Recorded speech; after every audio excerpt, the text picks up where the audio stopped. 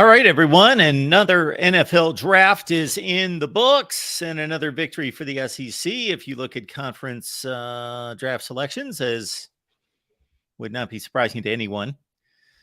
And the Big Ten put up a fight, but it's the SEC with the most selections. And we'll look at that here at the Voice of College Football. Pull up a chair and join the show. We have left the link there in the comment section. So in the live chat, all you have to do is grab the link and you can join the show and we'll talk college football, not just the NFL draft by any stretch. That's over. And for many of you, you could care less about the NFL draft. You're strictly college football fans and we respect that. So we will talk about anything you would like. I do have some NFL draft notes and we'll take off on a few topics here. And I have reviewed what's happened in college football just over the last 48 hours, I would say, in regards to a number of moves that are meaningful, especially in the Big Ten. A lot of player movement back and forth that we will address here at the Voice of College Football. My name's Mark. Yes, the Voice of College Football. Here we are. Please join in, and we enjoy what we do in talking college football every day with all of you. We've got an Amazon link. We share that in the description section of all the videos and all the live streams. So when you shop Amazon, please use the link that we provide. Put it somewhere where you will remember it, because obviously it's not too effective in regards to me reminding everyone. So please grab the Amazon link. Let me know if there's any issue with it. Because otherwise I just wouldn't know why anyone who wants to support the show and would like us to continue to do what we do here at the Voice of College Football would not use the Amazon link unless there's some kind of an issue with it. So please let me know if there's any type of issue with you using the Amazon link, because it's the same shopping experience. You're looking at the same site, doing the same thing, just entering through a different link, and it doesn't cost you a penny. So again, if you have an issue with the Amazon link, please let me know. Hit me up at MarkRogersTV at Gmail, or leave a comment to one of the videos. So I'm aware we cannot correct problems unless we know of them. There's one in particular that pops up from time to time when people let us know there are too many ads in the videos. And so what happens there is that I go in and I lose sight of that because I've had YouTube Premium for a couple of years. Just because I'm on here so much, I cannot be bothered by advertisements on YouTube, and it's just well worth the $12 a month, something like that, the $12 a month, $15 a month that it costs to just completely wipe out the ads. So I almost, in a sense, forget there are YouTube ads. And so you have to let me know if there are too many on the videos, because sometimes YouTube will ratchet them up, and then I have to go in, I have to change them, and I have to, typically I will delete 80 to 90% of them. Of course, we are going to continue to make money. We run a business here. So of course, that's first and foremost, is to make money. That's why you run a business, to make money. So that's primary number one. But we don't do that in a way that we want it to be not a pleasant experience for all of you. So I typically wipe out 80 to 90% of the advertisements, because YouTube puts way too many of them in there. We know somebody is trying to get through in the link, so we appreciate it. Keep trying. But it had showed that it was not yet connected. I believe we'll give it a shot now. Welcome into the Voice of College Football. Who's on the line? Hello. Can you hear me? We cannot hear you. If you can hear me, for some reason, your mic or audio is not necessarily working. All right, going once, going twice. Welcome into the Voice of College Football. Hello. Okay. All right, so here is what we've got from the NFL draft and around college football. Michigan State, 2 big transfer portal losses. And when I say that, when these players jump into the transfer portal, I just basically assume they're gone. I have not seen anybody run the numbers, but they're gone. They're gone 98% of the time. That would be my guess. It's something close to that, especially significant players. They're gone. So technically not gone, but they still have the opportunity to go back to their original school. But that is their intent, and that's what happens almost all the time. So that's why I say transfer portal losses for Michigan State. Starting quarterback Peyton Thorne, who struggled a bit last season, as did everybody on the Michigan State football team. So he entered the transfer portal because he was in a quarterback battle despite being the incumbent starter and highly successful 2 years ago in leading Michigan State to an 11-2 record, top 10 finish, Peach Bowl victory, win over Michigan. Peyton Thorne and the rest of the Spartans not as successful last season. So after 19 touchdowns and 11 interceptions last year, the competition was wide open, as announced by Mel Tucker and evident throughout spring practice with he and Noah Kim, and still not announced. So Peyton Thorne, as a graduate transfer, is entering the portal. So is leading receiver Keon Coleman at Michigan State. 58 catches last season, entering the transfer portal, 7 touchdowns. Those two guys kept Michigan State in the game against Washington. They were not in the game. I know they only lost by 11, but it wasn't that close. Washington killed Michigan State. And people made it about Michael Penix. But what was alarming about that statement that Washington made against Michigan State last year wasn't just because Michael Penix played so well, and he did. That wasn't the story of the game for me. The story of the game was Peyton Thorne was running for his life. Michigan State's offensive line was terrible. They could not block Washington. They could not pass protect. And Washington's offensive line was dominant in pass pro against Michigan State. That is the most physically dominant I've seen a Pac-12 team play against a Big Ten team in years and years and years and years and years and years since USC, probably under Pete Carroll. And so Peyton Thorne and Keon Coleman, they kept hooking up on big plays that kept Michigan State kind of on the periphery of staying in the game. And again, they made it look respectable on the scoreboard late. But Keon Coleman, Peyton Thorne, 2 big losses for Michigan State in the transfer portal. We saw that Casey Thompson, who was presumed to be the starting quarterback in Nebraska, he was this past season. He transferred in from Texas. Now we're going to see significant impact players that are going to play not for 2 teams. They're going to play for 3 teams. They might play for 4 teams.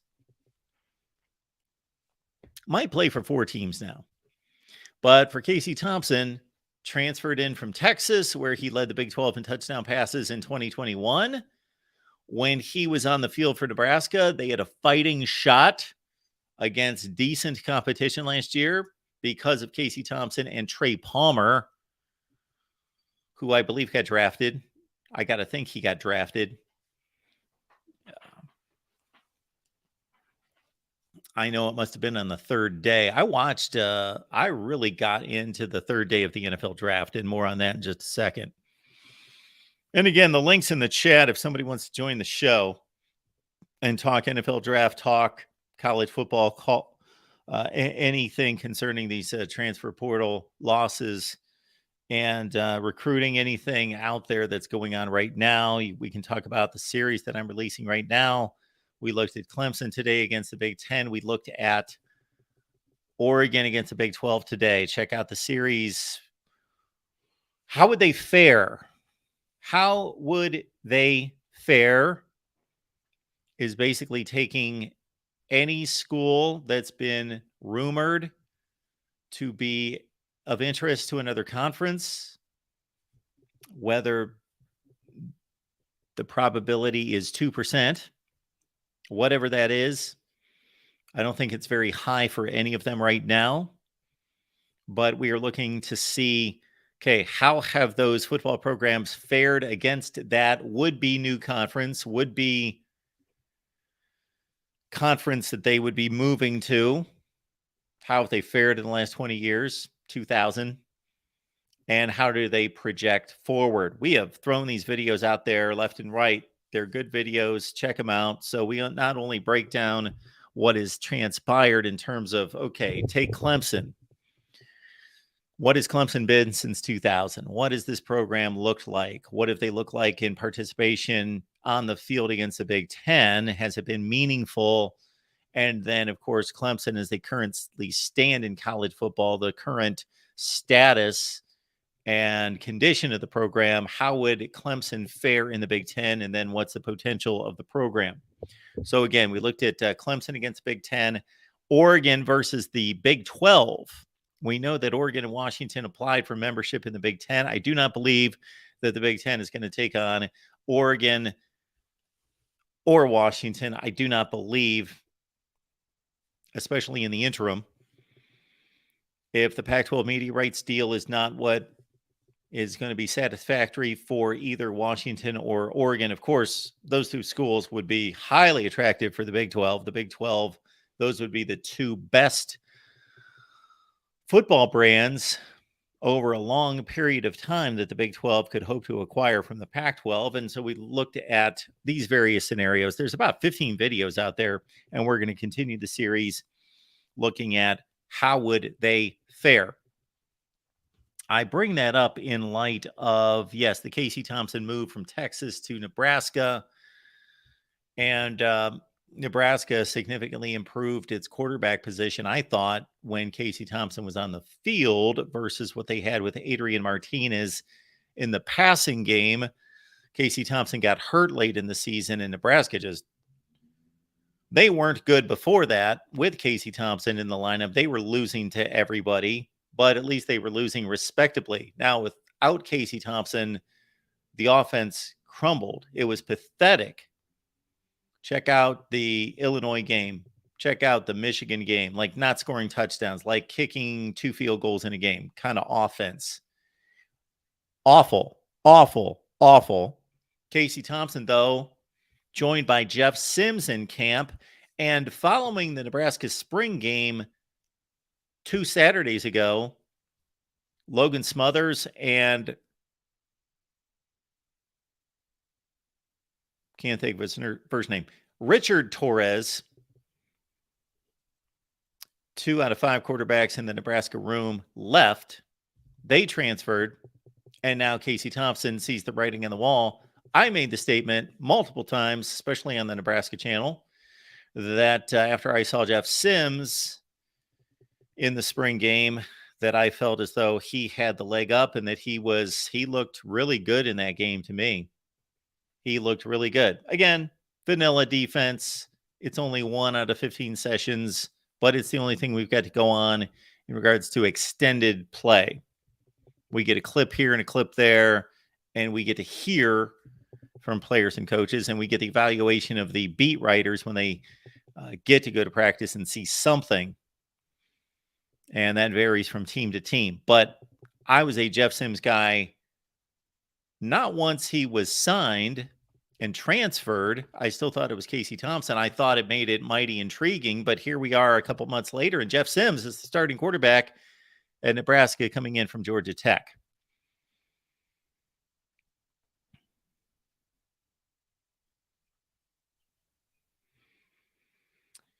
Both the Big Ten commissioner and the chancellor at Illinois spoke about Big Ten expansion.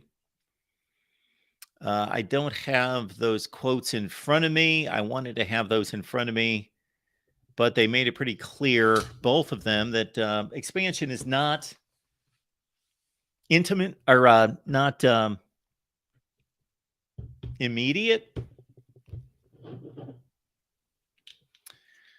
But the door is left wide open based on these comments. So the Big Ten is very much into expansion long term. I see that. I think Kevin Warren, when he left, I can't think that Kevin Warren didn't have enough say in all of this. The presidents have the ultimate authority, that if Kevin Warren was talking about more and more expansion and that this is not the end of it, That hasn't changed. Now, he may be more aggressive and maybe more willing to talk about it, be more transparent to the media. But the new Big Ten commissioner, and it was more about what the Illinois chancellor said. So let's see what we've got here.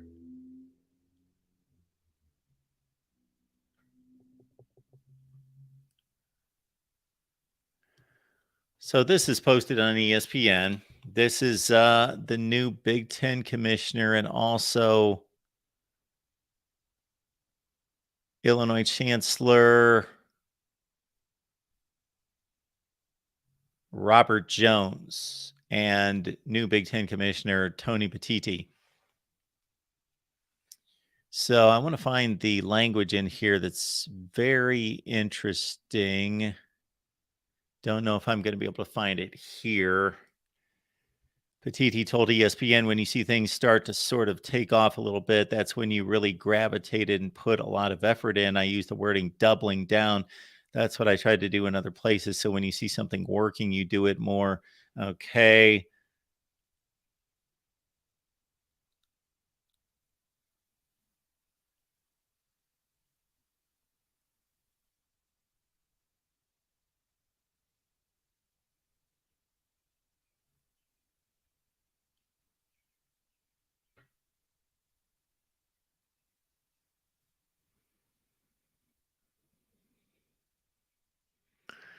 All right. There was another article that I wanted to cite, and I've lost track of it because Jones was, very. I've got to think these people are very measured with their words. And if they're just flat out lying, then they're just flat out lying. And I'm not accusing anyone of lying, but certainly that wouldn't be a first. But if they're going to be measured, then and also be honest and transparent, then you can read into and you can take it verbatim. And the Illinois Chancellor Jones would make a statement and then include words to really clarify that the Big Ten is not looking at this right this second. Like he would say, we're not looking at expansion, realignment in the moment. What was the other phrasing? The other phrasing was, again, it's not a priority. It's not a priority right now. It could be a priority in 3 months. So anyway, the Big Ten has very much left that open. I don't expect anything to happen soon, but I think they've got some plans working in the next 3 to 5 years.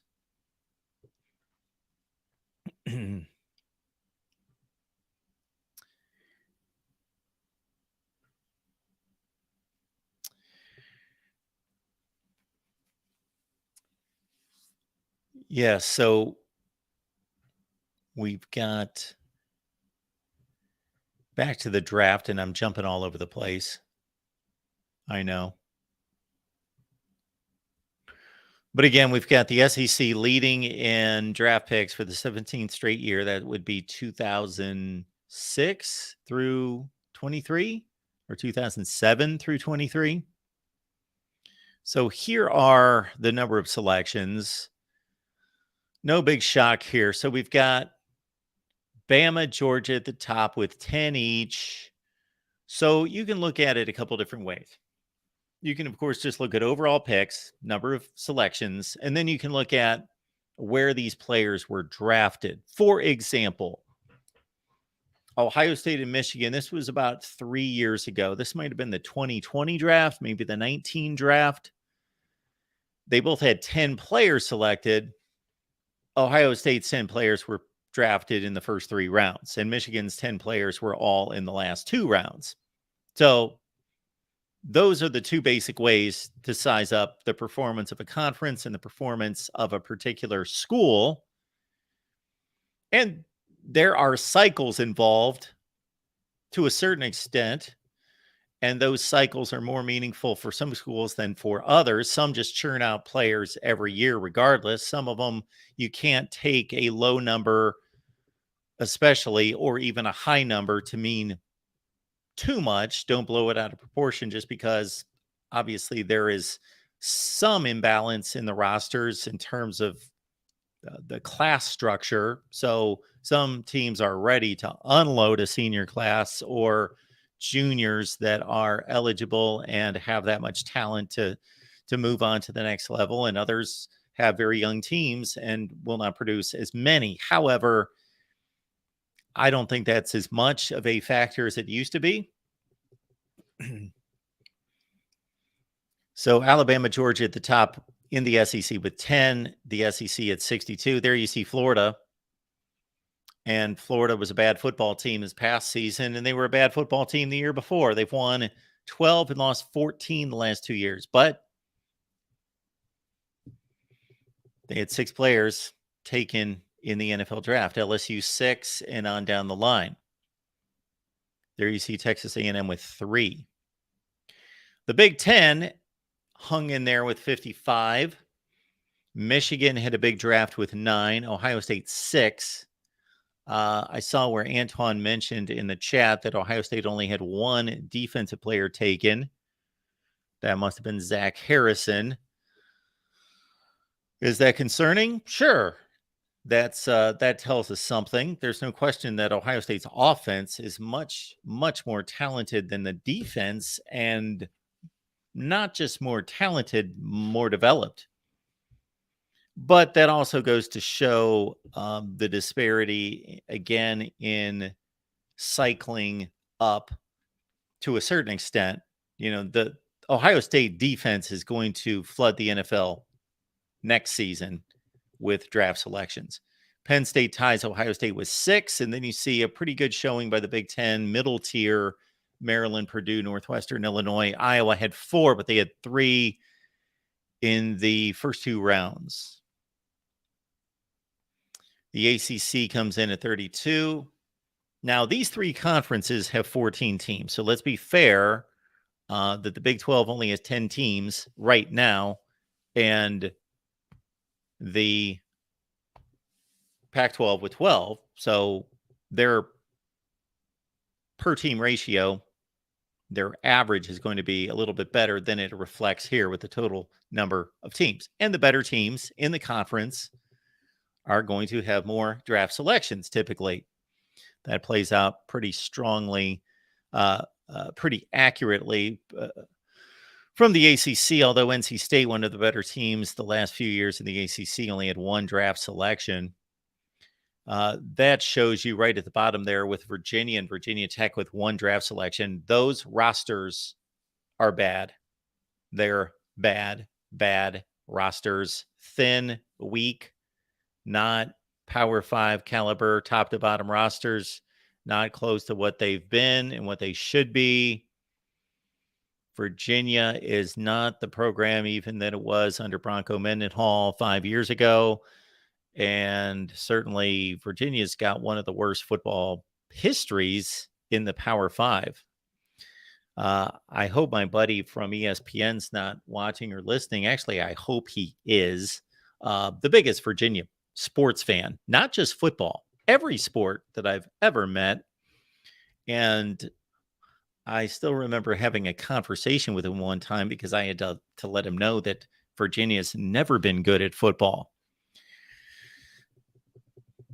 Because he was hearkening back to the glory days when we were dominant, when we were elite, whatever the phrasing was. And I said, when was that? That's never been the case. Never. Virginia's never been good. And when I mean good, I mean championship level good. I mean, I'm not talking about going 8-4.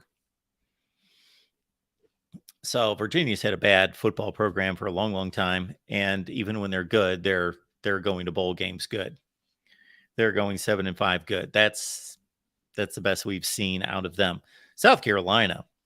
I told this to our guy, Chris Phillips, on his Spurs Up show, which I will be on Monday at 1:15. That's a regular gig over on the Spurs Up show on radio. So check us out over there. I'll be appearing every Monday at 1:15 Eastern for a half hour of college football talk.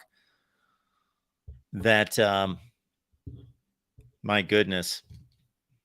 South Carolina is probably the most underachieving football program in the country.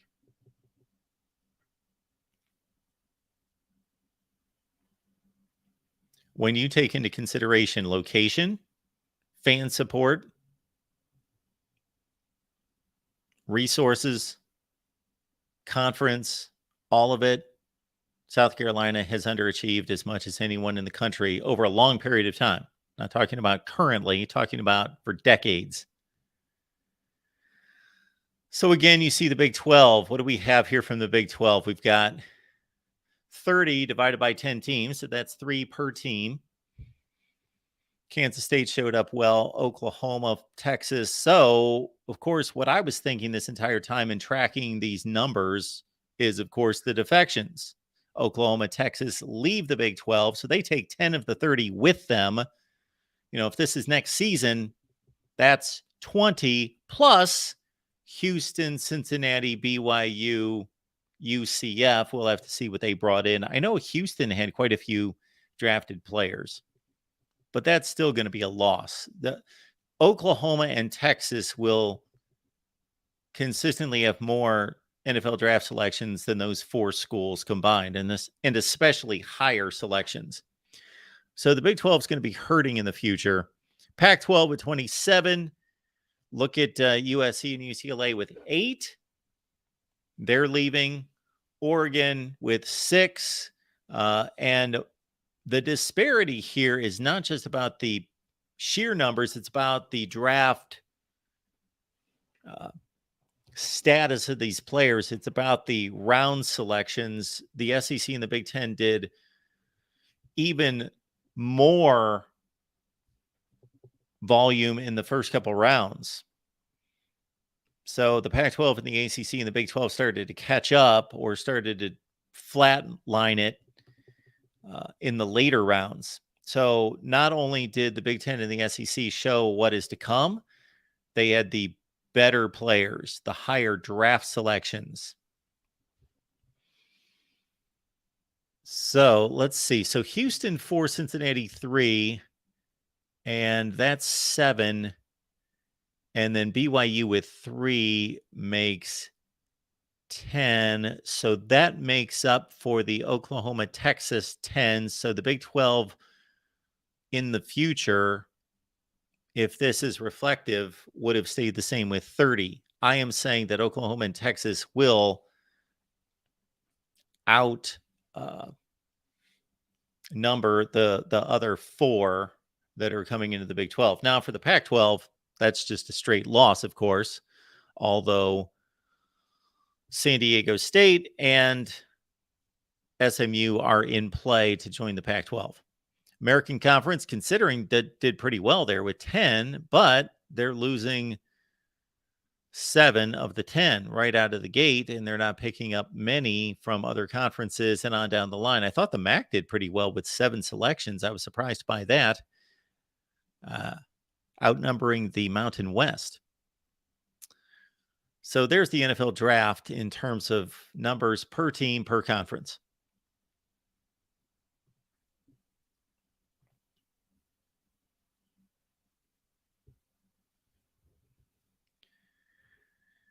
Texas has not had a skill position player. No, what was oh, shoot. Wait a minute. Hang on. Bijan Robinson was drafted, of course, in the top 10 or 15. Texas has not had either they still have not had a quarterback / wide receiver taken in the first round since 2006, or maybe Bijan Robinson was the first quarterback, running back, wide receiver taken in the first round since 2006. Regardless of what the exact statistic is, Texas football is an embarrassment. The University of Texas is an embarrassment. It's pathetic to see the lack of productivity in wins and losses, in championships, in NFL draft selections. It just means that they have hired poorly. Those coaches have hired poorly under them in building staffs, and they have not in any way been able to justify and validate the recruiting rankings by developing the players for the NFL draft. Now, if they were losing as much as they have for the last 14 years at Texas, but developing NFL players, then I would say, well, then they are developing players with little heart and ability to win games, and their game planning is poor. And there's a number of things in play that are flawed, that are causing them to lose at the college level after they've recruited great talent, but that great talent is still going to the NFL. But they are not even serving the student athlete by developing those players to get them to the NFL. Yeah, Texas is really a pathetic outfit. They are the most underachieving college football program since they went to the '09 BCS championship game. And I did not mean to talk about Texas or take off on Texas. People talk about Miami. Miami's underachieving as well, but not to the degree Texas is. Now, if you would consider Texas and Miami to be equals, then we could argue all night over who is underperforming more, because they're both awful. So it's pretty close. They're both, throwing out 7-5, 5-7, 6-6 kind of years constantly. But I expect more out of Texas. They have recruited better on the front end and signed better players. They have more resources than Miami. And Miami's got plenty of resources. They should be winning as well. Most disappointing programs of the last 15 years, Texas is 1 and Miami is 2.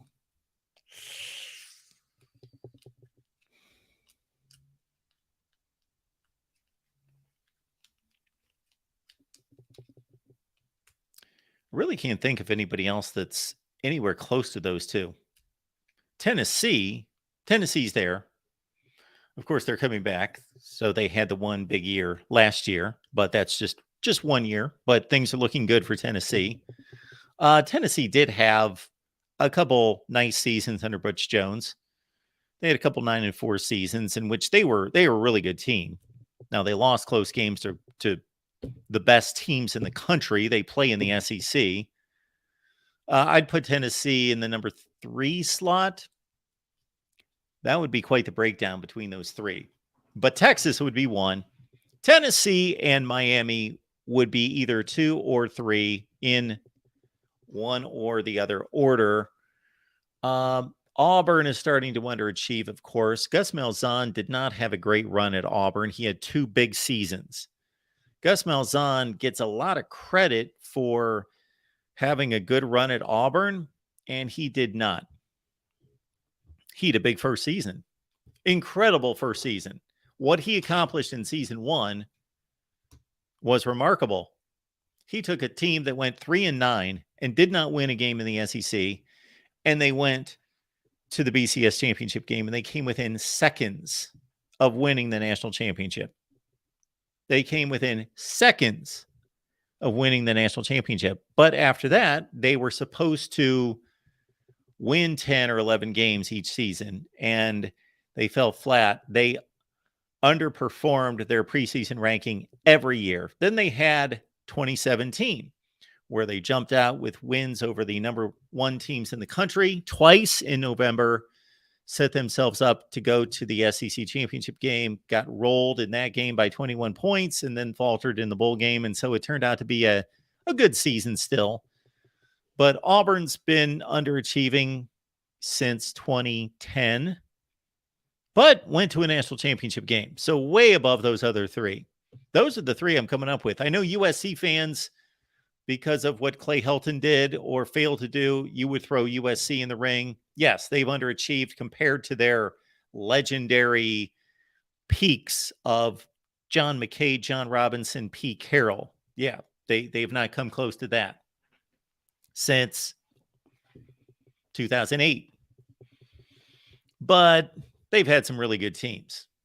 The 2012 team, really, really good. The 2016, 17, 18 teams, or 16 and 17 teams, they've had some really good teams in there. So there are disappointments and failure to meet expectations, not close to Tennessee, Miami, and Texas. Don't know why I went off on that one, but if you got another school that's underachieved in that time frame, now there are other teams that have underachieved in different spurts within that 15 years. West Virginia over the last couple years.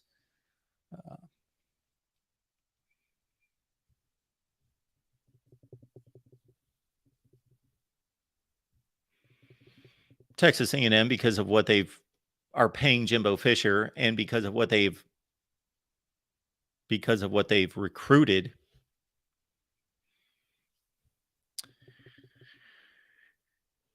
All right. Yes, we've got a link here, folks. We've dropped it in the chat a few times. Let me throw it back in there. Please join the show. And again, we are here talking college football with all of you. Please check out the videos we posted today. 2 big videos today. How Oregon would do in the Big 12 and how Clemson would do in the Big 10. None of us considered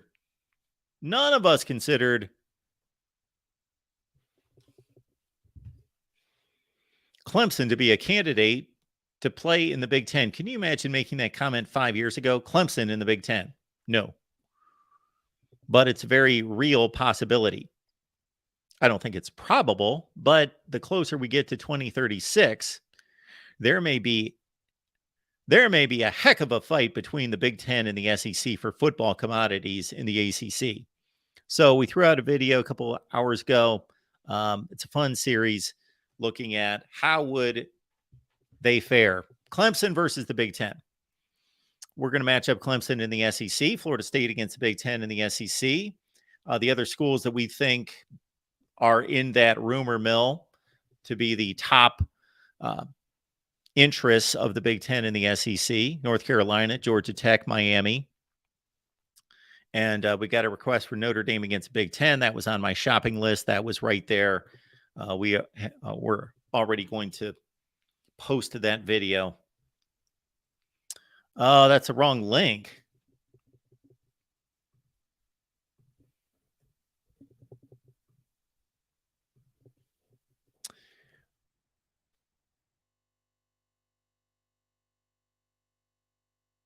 I don't know how that happened.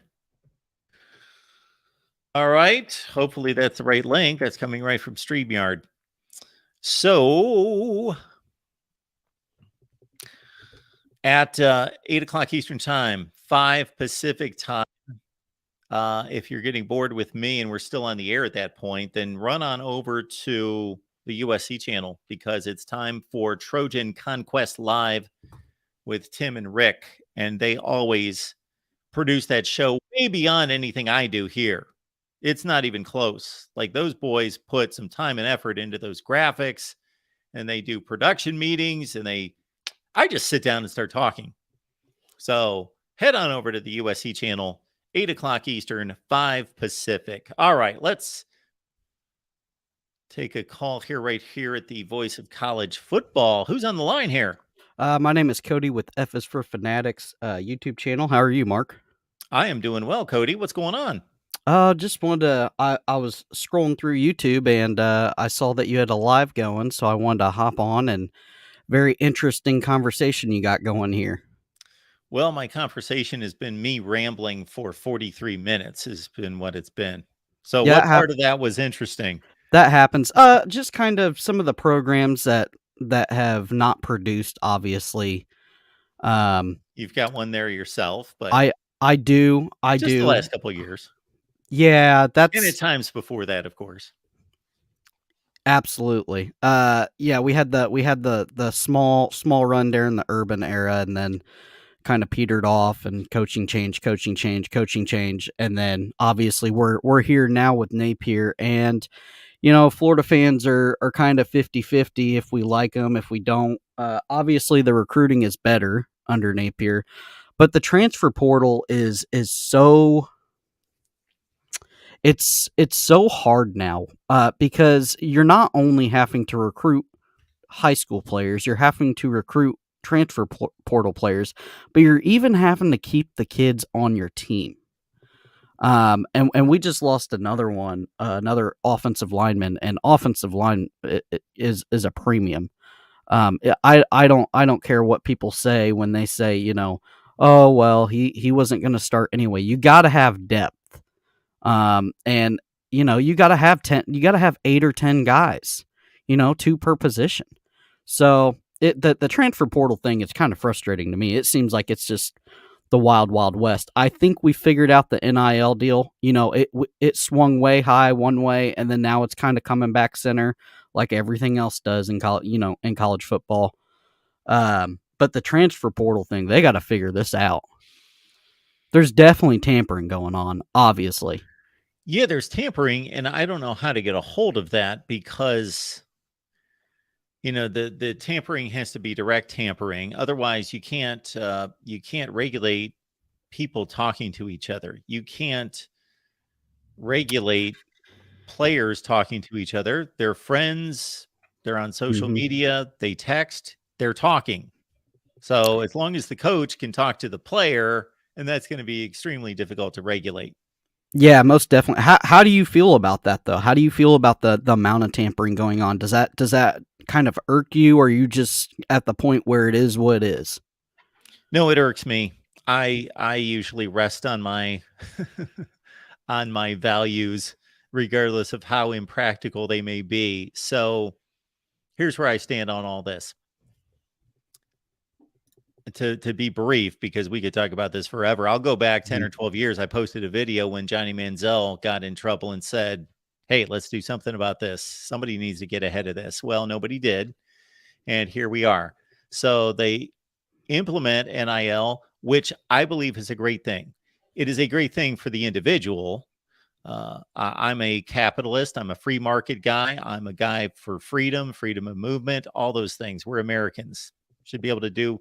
The only Absolutely. thing that could cause it to be justified to put like huge restrictions would be if college football would incorporate, and then they could be like the NFL and say, well, we're a corporation and therefore we can dictate where you work and let you know that you're going to be working in Buffalo because that's where you got drafted. And until the system allows you an opportunity to go somewhere else, then you're working in Buffalo. And then you'll have the opportunity. But it's not a corporation. They're all free institutions and they're student athletes. So the first issue that I had when all this was released was the same thing that we're seeing, is that the NIL is not supposed to be an inducement, but it is.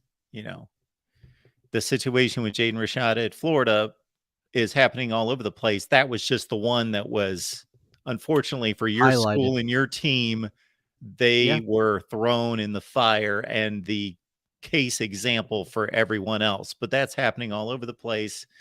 And I would love to figure out a way to hold these schools accountable for, yes, we have NIL and these are the opportunities that you will have. Not specifically, but we can give you numbers, statistics to let you know how well we're doing. And of course, do your own research, talk to people, but we cannot offer you an NIL deal before you are signed and enrolled and on the team. correct. And now Florida passed the law that the head coach can kind of dabble with the NIL, which I thought was good. I think Billy Napier pulled the plug on the Rashada deal. Obviously, he said, it's going to mess up the locker room. I ask you this. I've kind of just thrown this around on some other podcasts that I go on, High Top Sports and some other guys. What about when you sign an NIL deal, how long until we get a non-transfer clause? So, So essentially, you sign your NIL deal, yep. right, for 3 years or 1 year, or 2 years, however it is, if you say, listen, I'm just going to sign a 1-year NIL deal, okay? Um, a non-transfer clause though, that you cannot transfer under that NIL contract, because these are contracts that they are getting paid by companies, and it's not fair to the companies. No, it's not. We just had this happen at Florida with the offensive lineman was getting paid via NIL, and then he goes to Colorado. That's not fair for the companies that wrote him a check.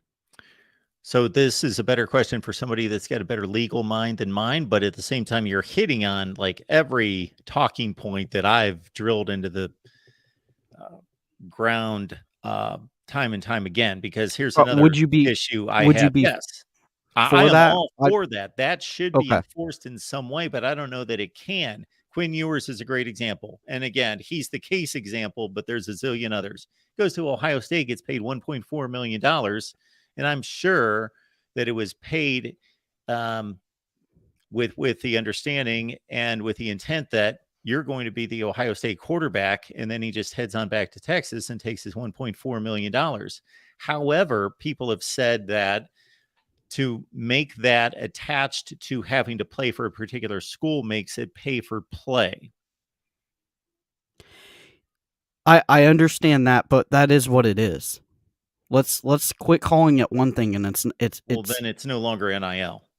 I understand that, but it's not fair to the companies to be No, and it's not. boosters to be paying these kids, and then they hop in the portal because, whatever. There's got and the SEC made obviously the rule that you have to sit out a year if you want to go to an SEC team, because they didn't want a lot of poaching going on, which I'm fine with that. Um, but my thing is if you sign the NIL deal, you should have to. You've signed a contract. Totally It's agree. it's no different than this is real life, guys. This is no different. If you sign when I joined the Marine Corps, I signed for 4 years, okay? And I had to do 4 years no matter how much I didn't want to do it or didn't like it or what have you. If you sign Mark in real life, if you go out and sell your podcast and sign a no compete clause, you can't just open up another podcast because you signed the contract. This is a binding deal. And I understand what you're saying with well, then it's pay for play for the schools, but is it though? Because all you're protecting is the people paying the money for you to represent them. Yes. So this is my point, is that this is what I keep hearing. However, I would think that there could be verbiage in a contract to say we are A, B, and C corporation. We want to pay the Florida quarterback X number of dollars as long as he is, and just stipulate in the contract, as long as he is at the University of Florida, we will pay X number of dollars. And then the contract is terminated and it's been broken when there's a transfer. Again, I'm just stating what I keep hearing from people, but I'm with you. I don't see why that can't be written in a contract. There are stipulations to all sorts of contracts. Mm-hmm. And then I did want to ask you if you have a little bit of time. I kind of wanted to ask you about this Colorado buzz. Is this a flash in the pan type deal, or do you really see some success? Obviously, they're nowhere near winning a national championship in the next 3 years. I'm gonna say it. They are light years behind Georgia and Alabama. Correct. I don't care Yes. how much talent that you bring in. You don't have talent like they do. But do you feel this is a kind of flash in the pan deal, or do you feel this is something that is going to be kind of long standing? Well, let's understand that there have been other coaches that have taken over programs that weren't very good, that used the transfer portal as soon as they stepped on campus, like Lincoln Riley, like Mel Tucker, like Greg Schiano. Uh, and Florida those are State's all different level programs, but they all saw the same thing that didn't meet their standards, and they all got better because of it, because they turned over 25 players. Now, Dion has ratcheted that up significantly, and he's also been very arrogant about his intent. And some people have an issue with that. Some people don't. I do. I don't like the manner in which he's doing it. I don't like what's coming out of same. his mouth. I don't like him treating players like commodities. I don't like him coming on campus and basically his first meeting with the team telling them that they better pack their bags. I would rather him just say, "We're going to work," and then he can evaluate the players and Well, come to the evaluation that they're not good enough to play for his team. That's fine, but give them a chance and don't treat them like dirt before you make the evaluation of the players. Um, Billy Napier did that. We saw a lot of turnover this year, not necessarily last year. We saw some. Brenton Cox obviously gets dismissed middle of the year for some attitude problems, and he was kind of cancerous, and obviously it hurt him so bad he didn't get drafted. So there is that. But at least Billy gave them all a fresh stint and said, yeah, look, everybody, there's no promised playing time here. Everybody is going to get a fresh stint, and we're gonna evaluate. And I think we lost most of the roster, but not it wasn't because some of the players are bad, but some of the players don't fit the scheme. It's not not every kid leaving is a oh, because he sucks. There's a lot of talent that we lost, and it's because obviously the scheme didn't fit him. So you got to go. Why sit behind a scheme that doesn't fit you, right? We had like 2 or 3 running backs leave, so that is what it is, man. But I just wanted to hop on here. I appreciate you letting me on the show and talk a little bit of football. I love doing it. So absolutely. We should get together sometime and talk Florida Gators. absolutely, anytime. I'll hit you up on Twitter or what have you, and we can Sounds get good. something booked up. All right, Thanks for calling. no problem. All right. We'll keep it moving here at the Voice of College Football, and a lot of good questions raised there on NIL. Yeah, I'm not going to start from the ground up and go through my NIL speech. I've done that before, and I will do it again. But for right now, we'll take some calls. We got McD Sports on the line. McD, what's going on? Hey Mark, how you doing? I am doing well. Long time no see, but a few things, Mark. One thing I don't know if you saw or not. Did you see that Maryland is going back to the throwback uniforms for good? Oh, they're going to ditch the checkerboard uniforms and Yep. all that business? Really? Yeah. They I did announced not it see that. 4 or 5 days ago. Hmm. I wonder why that's not working in recruiting.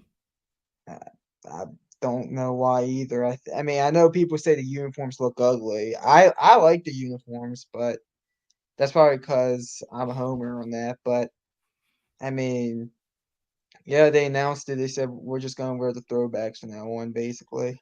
Have they unveiled them? Um, I don't know if they unveil them. Usually, they wear the throwbacks at least once a year. So I'm So we're assuming talking about Maryland's going to look like they did in 2000. yes, Hmm.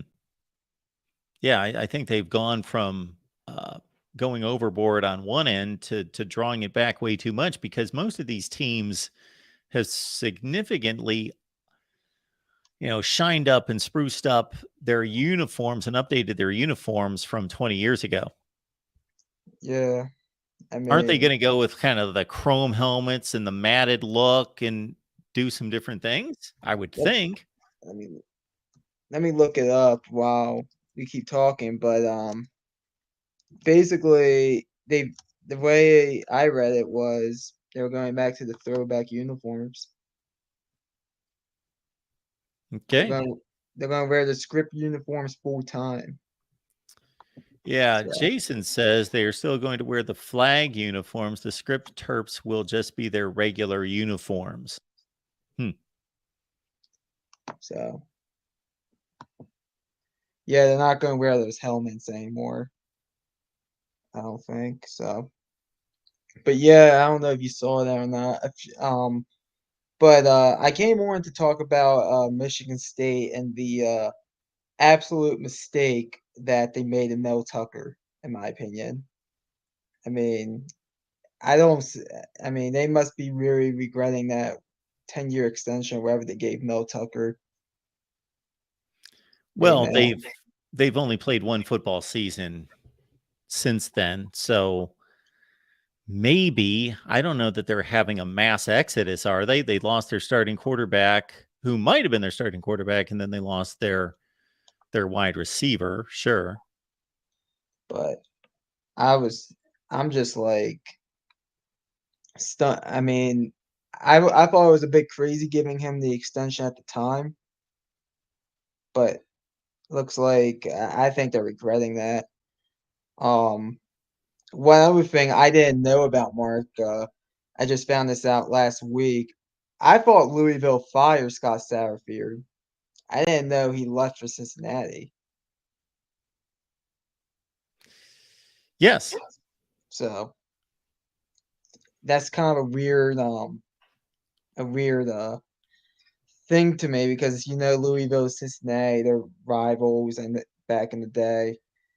Um, do you think Cincinnati is an upgrade from Louisville? I wouldn't have said that a year or two ago, but now that they're playing in a power conference and they're playing in a more stable power conference, um, I still wouldn't consider it an upgrade because they're not drawing nearly the fans at Cincinnati games as Louisville games. Now that may change playing in the Big 12, but no, it's definitely not an upgrade. Is it a downgrade? Possibly. It's I more just so a downgrade than an upgrade. Like, I'm sure it's not an upgrade, not as it currently stands. Now, is it a downgrade? Yeah, it would be more of a downgrade than an upgrade, but it could be argued that it's just kind of a flatline neutral move. I thought he was fired, not because I know they won 9 games, but I thought they hated him there and just fired him and brought in their guy Jeff Brom. Who won 9 games? Didn't Louisville win 9 games? No. Is it Louisville went 7-6. 7-6? So Louisville won. They went 8-5. They won the bowl game against Cincinnati. So he went 7-5, and then they won the bowl game without him. gotcha. Double check that. I'm almost positive they went Maybe it was 7-5. I usually know everyone's record, but I'm not 100% positive. Louisville. I thought they cracked 9 wins, but I could Yeah, they be went 7-5, won the bowl game to go 8-5. okay. My fault on the misfacts there, but Well, um, no, I thought they just let him go because they didn't. I knew they hated him because I knew they were livid when he went to go interview for that South Carolina job back when it was open, and he sat there and said, basically, "Oh, my parents are from South Carolina. That's why I interviewed." And that I know Louisville fans didn't now really he care for may that. have fled for Cincinnati, just feeling the heat at Louisville, seeing things not going well, and thinking, hey, while I can still get a job that's nearly as good as this one, why don't I just run for this job? Because he knows he can go to Cincinnati and he's got some time, as opposed to if he had a down year at Louisville, he might have been shown the door. Exactly. And I just find that interesting. I didn't realize he left for Cincinnati. Um, Two other quick things, Mark, before I let you go. One, did you see the week 1 slate for the Saturday games this year for college football I will here in a second. and how like very underwhelming it is? That sounds familiar because I look at those things from time to time, but it's been a while. It's been a while, but we'll call it up here. For the Saturday games, Sure. because I know that Sunday game's going to be that game of the week there on Sunday night with LSU and Florida State. But if I was looking at the schedule correctly, TCU Colorado seems like the biggest headliner for week 1 What? on a Saturday. For that Saturday, if I was reading it correctly. Really? Okay. Well, let's see what we got here. So we'll bypass Thursday and Friday, go to Saturday. Oh, come on. You got an Akron Temple game. Now, here we go. We've got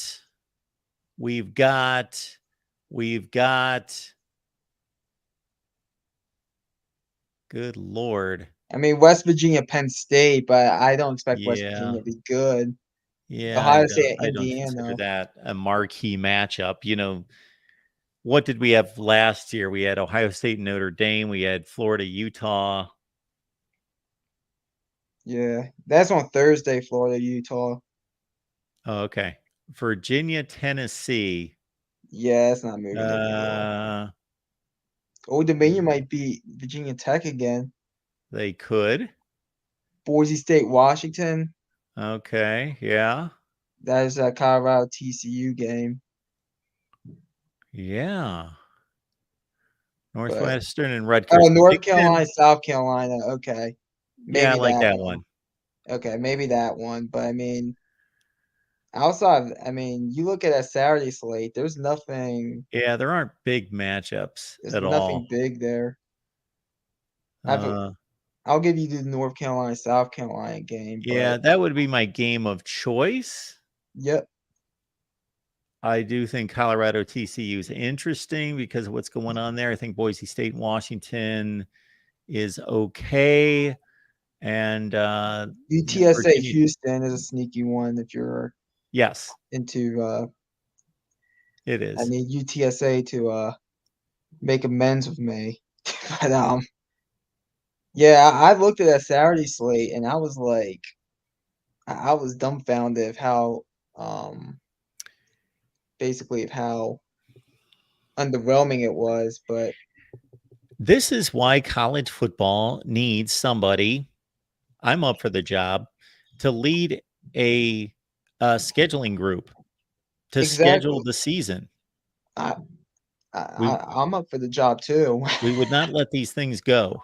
We would not let these things happen. But yeah, that when I saw that, I was, as I said, just dumbfounded by it. I mean, last year I thought the 12 o'clock slate for week one was weak, or not weak, but underwhelming. Your game was East Carolina, NC State for that 12 o'clock slate last year. I thought that was underwhelming for a 12 o'clock game. But one other quick thing I want to say, I want to give a shout out to the cornerback Banks for being a first round pick out of Maryland going to the Giants. But Mike Locksley continuing to road talent at Maryland to make the NFL draft. We also had Duncan, a O lineman that went to my team, the Tennessee Titans. Um, so I can't wait to see what happens with future talent at Maryland. I expect a bunch of big draft picks coming out of Maryland as long as Locksley's there. He knows what he's doing. He's good at recruiting and he's creating first round draft picks out of Maryland, Mark. Thanks for taking my call. Go Terps. We're beating Towson week one. Thanks, McD. Good to hear from you. Same here. Our guy McD checking in on the Terps as he always does, but he has enlightened us to the week one schedule on Saturday. Big matchups on Thursday and Friday, Sunday, Monday. Although even I believe the Monday matchup, now they really let us down last. So again, although Duke, if they perform at the level that we would expect, or the level that they did last year, that could be a decent game against Clemson on Monday night. But last year was Clemson and Georgia Tech. This is the game they give us for a Monday night game when it's the only game. No, when there's only one game, it's got to be a marquee game. LSU, Florida State, great on Sunday night. And I'm hoping that Oregon State and San Jose State game is going to be late. I would think that LSU, Florida State is going to be like a 7 or 7:30 game, and then Oregon State, San Jose State's 10:30. Give us something late night. That's cool going into Labor Day. All right, let's get Joey on the line here. Joey, what's going on? Hey, Mark, what's going on, buddy? I'm good. What have you been up to? Nothing. I wanted to call in when Cody was talking earlier about NIL deals. He made some good points, and I think the biggest problem is, and I just think if they get rid of the paper play rule, it would fix pretty much everything transfer portal, and also being able to tie a player to a university. Get rid of the pay for play rule, period. Just take it out. And that way, if a Toyota dealership wants to sponsor a certain player to a certain school, they can do it and say, you got to play school, you got to play here for your entire career, and we'll sponsor you for all 4 years or whatever. Get rid of the pay for play, and that way he doesn't think, okay, I'm going to enter the transfer portal, after his first year or 2 years into his career. He's accepted this contract. He signed this contract. He's there. But right now they can't do that. They can't tie him to a university because of the pay for play rule. And I just think it would fix so many things in college football. Will it create other problems? Sure. I mean, there's no doubt about it. It will create another problem, I'm sure. But you've got to try to get a hold of this stuff a little bit at a time, because it's just so chaotic right now. It's everywhere. You agree with that? I agree with it in theory, not knowing, again, not being a lawyer and knowing what could possibly be triggered, and also what could be written into these contracts without having to go to that step of knocking out the pay for play. Because then do the players then, I don't know, could they sue? Could they do something in regards to these universities not paying them? Well, I look at it this way, and I just have to look at my own team, right? West Virginia. So they've got some good sponsorships from attorneys here locally, right, and car dealerships. So they give these players NIL deals, but they can't tie them to Western University. So if they go to Western University for the first year and then transfer to Virginia Tech, they can keep that NIL deal because they can come back as long as they advertise for them. You know what I'm saying? They can keep the NIL deal. There's nothing there. They can't exactly say you got to play for West Virginia University, because as long as they're fulfilling their contract right now, which is that they will do so many commercial ads for them, right? They get their money and they run. And it's not just West Virginia it happens to. It happens to every school, right? So I just think that if you take away the pay-per-play rule, all of a sudden, Ben Caba Toyota here in Morgantown, when they give a player an NIL deal, they can say they can stipulate you have to play for West Virginia University. But isn't the pay for play rule just targeted to the schools? Well, yeah, but if you target an NIL deal to a particular school, that is pay for play, right? That's Dan Caba Toyota. But if I'm a private business, college. If I'm a private business and I want to give money to a particular athlete to represent my product or my business, can't I stipulate in that, just like I could stipulate a lot of other things, that they have to be playing for West Virginia University? I can't do that as a private business? No, because you would be tying them to the university, and that would be pay for play. That would be tying them to Western University. I mean, that's how I understand it anyway, is you can't tie them to a particular university. You can give them an NIL deal and say, hey, I think you're a great football player. I'm happy you're coming to West Virginia. I'm excited about that. Let me give you an NIL deal, but you can't tie them to Western University. The only remedy, if that is true, and that's you're one of the sources I've heard that from, but I have heard it from others. The remedy that I would come up with can't be enacted because it would be collusion, and that would be for all these companies to get together and say, "Hey, we're not paying players if they're not going to stay. Our intent is obviously we're fans."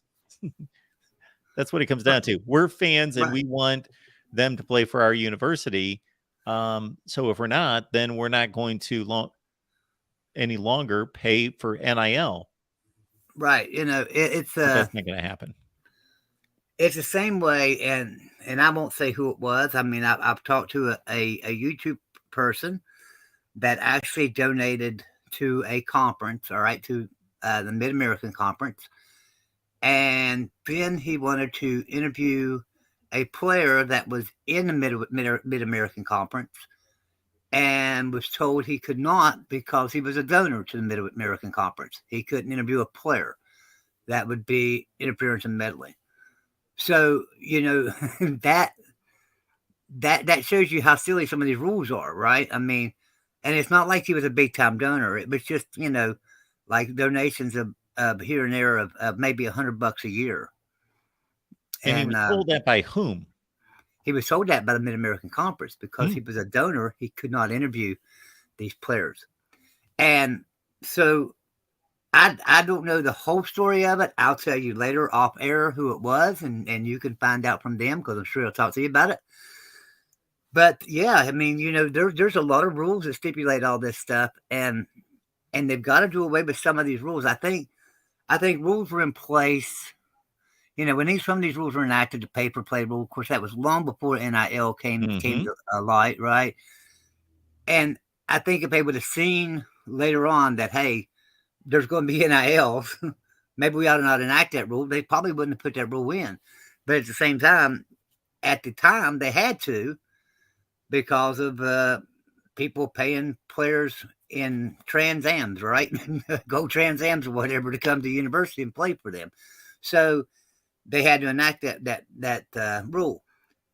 If they do away with that rule now, then maybe we can get some control on NIL and the transfer portal at the same time.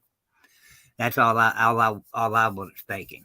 Well, Joey, if what you're telling us, and we've had this conversation before, and like I say, you and others have told me the same thing, that if that's the case, then that's the biggest hang up I see in all of this. Yeah, that's how I feel too. But anyway, I just wanted to come in and just talk about what Cody has said and stuff, and just mention that again because I think if we would all get on somehow, if we could get Travis Kenobi to come on a show and give us some backbone of this and let us know what the rule exactly is, maybe we as fans can get behind something to say, hey, let's do away with this paper play rule, and it might fix college football to a degree.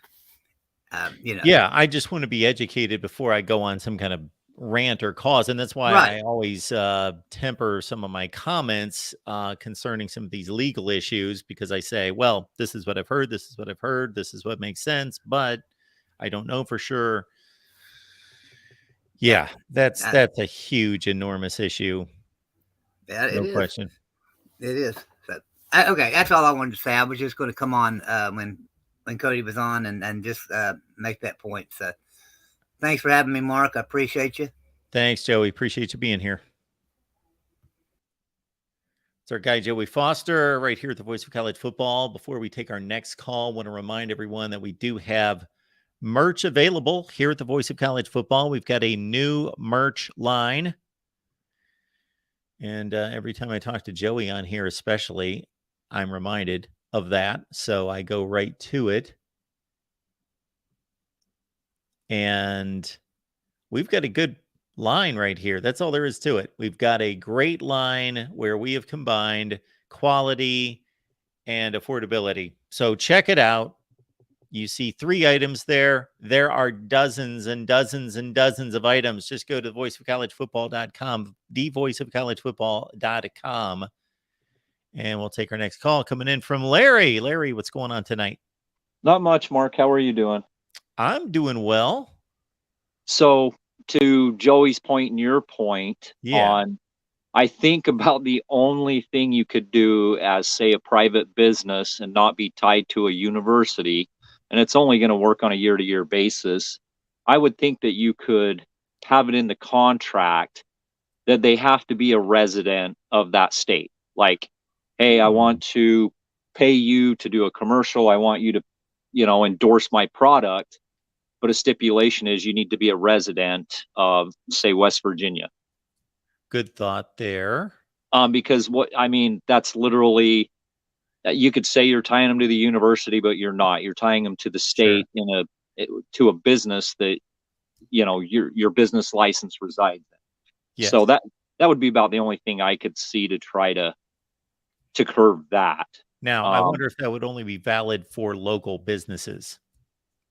right, rather than A national brand. I would think a national brand would. Why would they tie you to one single universe? I don't know if that's a good idea. I don't think it would be a good idea, but I could be wrong. Well, what Dr. Pepper did, DJ Uyungale, Yep. and so that had nothing. That was a national. I saw Jackson Smith and Jigba on a K Jewelers, and I Yeah. went. I thought this was, usually you see an engagement commercial, not some college football player Yeah, that was selling strange, bling. wasn't it? Huh? It was, That yeah, was odd. it was odd. And it was just one of those, hey, man, I got some bling bling, and I'm like, Yeah. oh, okay. The other thing was like Utah finally came up with theirs, and I know Texas Tech did it a while ago. So they finally have a university endorsed NIL. And what they're doing is anybody that is getting NIL money, they can't offer them pay for play. They can tell them numbers and say, this is how much we have in our whatever or percentages. And the university just has a basically a slush fund that's managed by a C3. And so that's how they're going about theirs. And community, I think they're asking them to do community service, and I don't know. They've got their own reasons they're trying to do what they're doing to avoid the legalities. But I think Texas Tech started doing that. I think they were paying. What were they going to pay all of their players? It was announced like $20,000 or $50,000 to all their Yes. scholarship players, Mhm. right?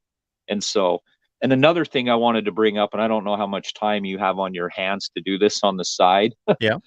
but Darrell brought up a really great point, and he goes, he wanted to poke fun and say Old Dominion had 3 draft picks, and he was poking fun at Utah and somebody else, and I went, well, crap, we only had 4 or 5 guys that even declared.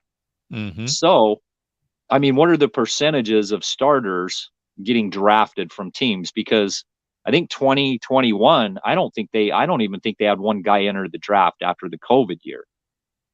So I don't know how much time you have on your hands, but what are the percentages?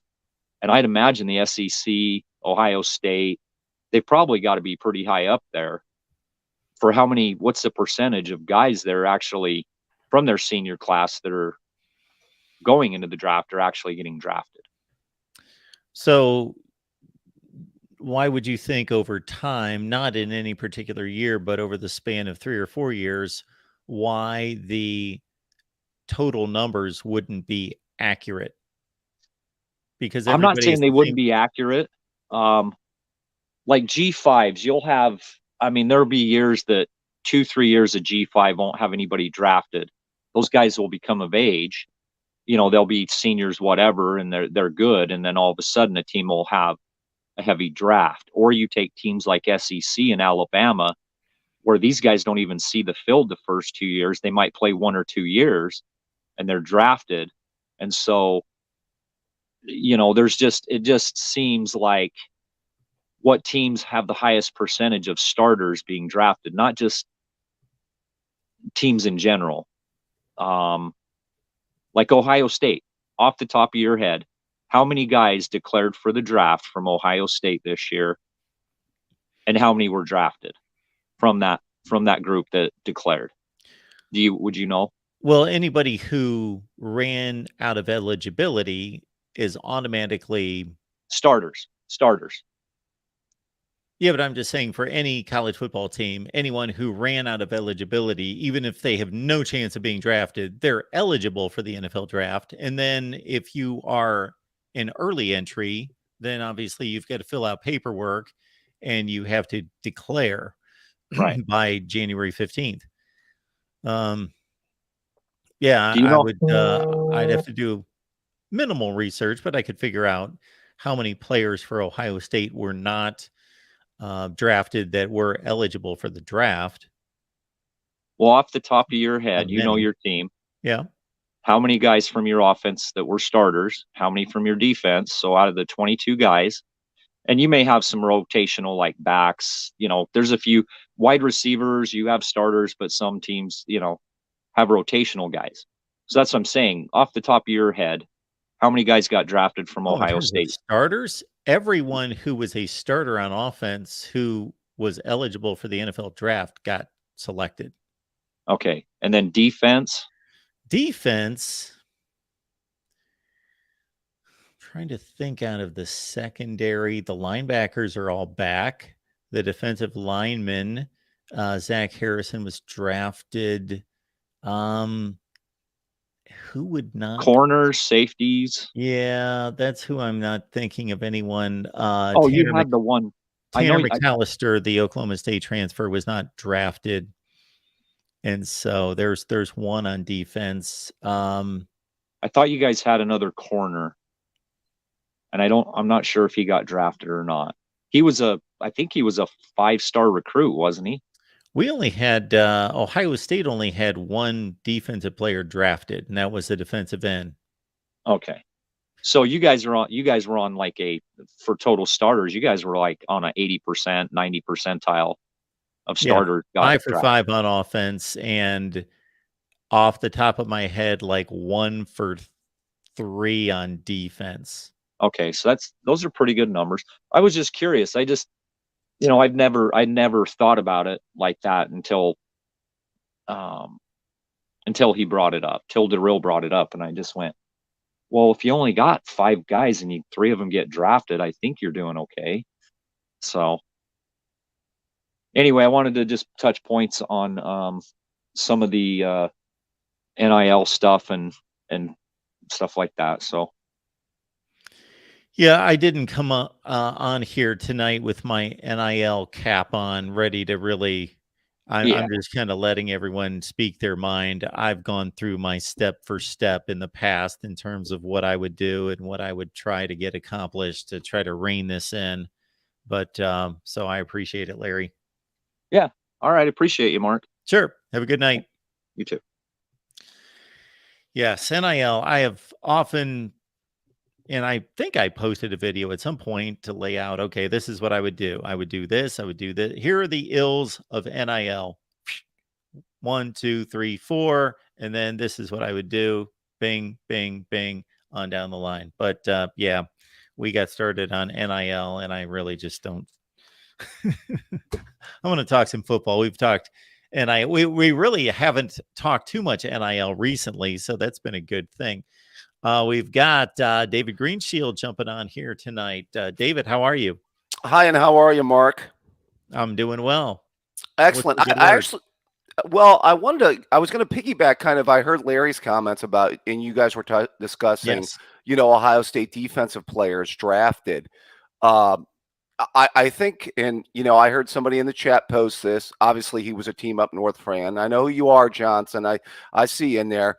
Yes, we have not had many defensive players drafted the last couple drafts, and I think that probably speaks to where kind of the defensive decline the last few years. I think it's a combination. I think that's, and I stated this when I took note of Antoine's comment, that I believe that it does speak to the defensive letdown decline of the last 4 or 5 seasons, but it's also, I think it's a bit of a cycle. I think that the next couple of years, Steele Chambers, Tommy Eichenberg, yes, Jack Sawyer, JTT, yep, Mike Hall, and others, Denzel Burke, they'll start to have draft eligible players that will be selected on defense. Yes. Well, see what it comes back to is basically that 2021 recruiting class that they had that finished number 2 in recruiting are all 3 of those defensive linemen that you're talking about: Mike Hall, Jack Sawyer, JTT, and JTT and Jack Sawyer were the 2 highest rated defensive ends in the. Obviously, I can probably save some of this for Big Ten talk tomorrow too. By the way, you going to do Big Ten talk tomorrow? Absolutely, David. Oh. It's always Big Ten talk. Cut loose. All right. No, but what I'm saying is that the 2021 recruiting cycle, which had those 3 defensive linemen as part of the class, finished number 2 to Alabama in recruiting in 21. they've got to come to the party this year. If they come to the party and they're as productive as we think they're going to be, then I think you're going to see a much better Ohio State defense than you're going to see the last few years. Yes. And when Michigan out numbers Ohio State in NFL draft selections one time every 10 years, you're going to hear it from that fan base. Sure. They've got to have something to latch on to after 20 years of lackluster success. We get it. It's time to throw parties after 2 years worth of success. I get it. Yeah. I get it. I understand. They're not used to it. For 20 years, it was kind of bad. But what I will say is that the one thing that also, too, is the cornerback recruiting. Because remember the run of first-round draft picks at the cornerback position, too. Yeah. When they had the Bradley Robies, they had the Eli Apples, Garyon Conley, Lattimore, Denzel Ward, all runs. The entire secondary. Yeah, exactly. Von Bell. Yep. On and on and on. Yes. Yeah. Well, see, but that was the thing about the 2019 defense. They had the best of both worlds because they had the D line and they had the secondary. Yeah. Because they could pass rush up front and they could cover. But to your just overall feelings about this draft, I did want to get to that with you. Are you kind of echo? I kind of echoed this when we talked about the first round. After the first round of the draft, do you feel that this is just a down draft compared to the last couple years? I mean, your overall feelings? I sat through the second, third, fourth rounds versus what I've thought in other years, where a third of the players in those rounds jumped out at me as that guy's really good at X, Y, and Z. I can see him being a really good NFL player. I think, he's a first round talent. Something went wrong. Maybe he had a better junior than senior year, whatever. Just, I typically see more of the players that impress me in the second, third, and fourth rounds than I remember seeing this year. Yes. Well, you know what I wonder too, Mark? Next year you get Drake May and Caleb Williams. Yeah.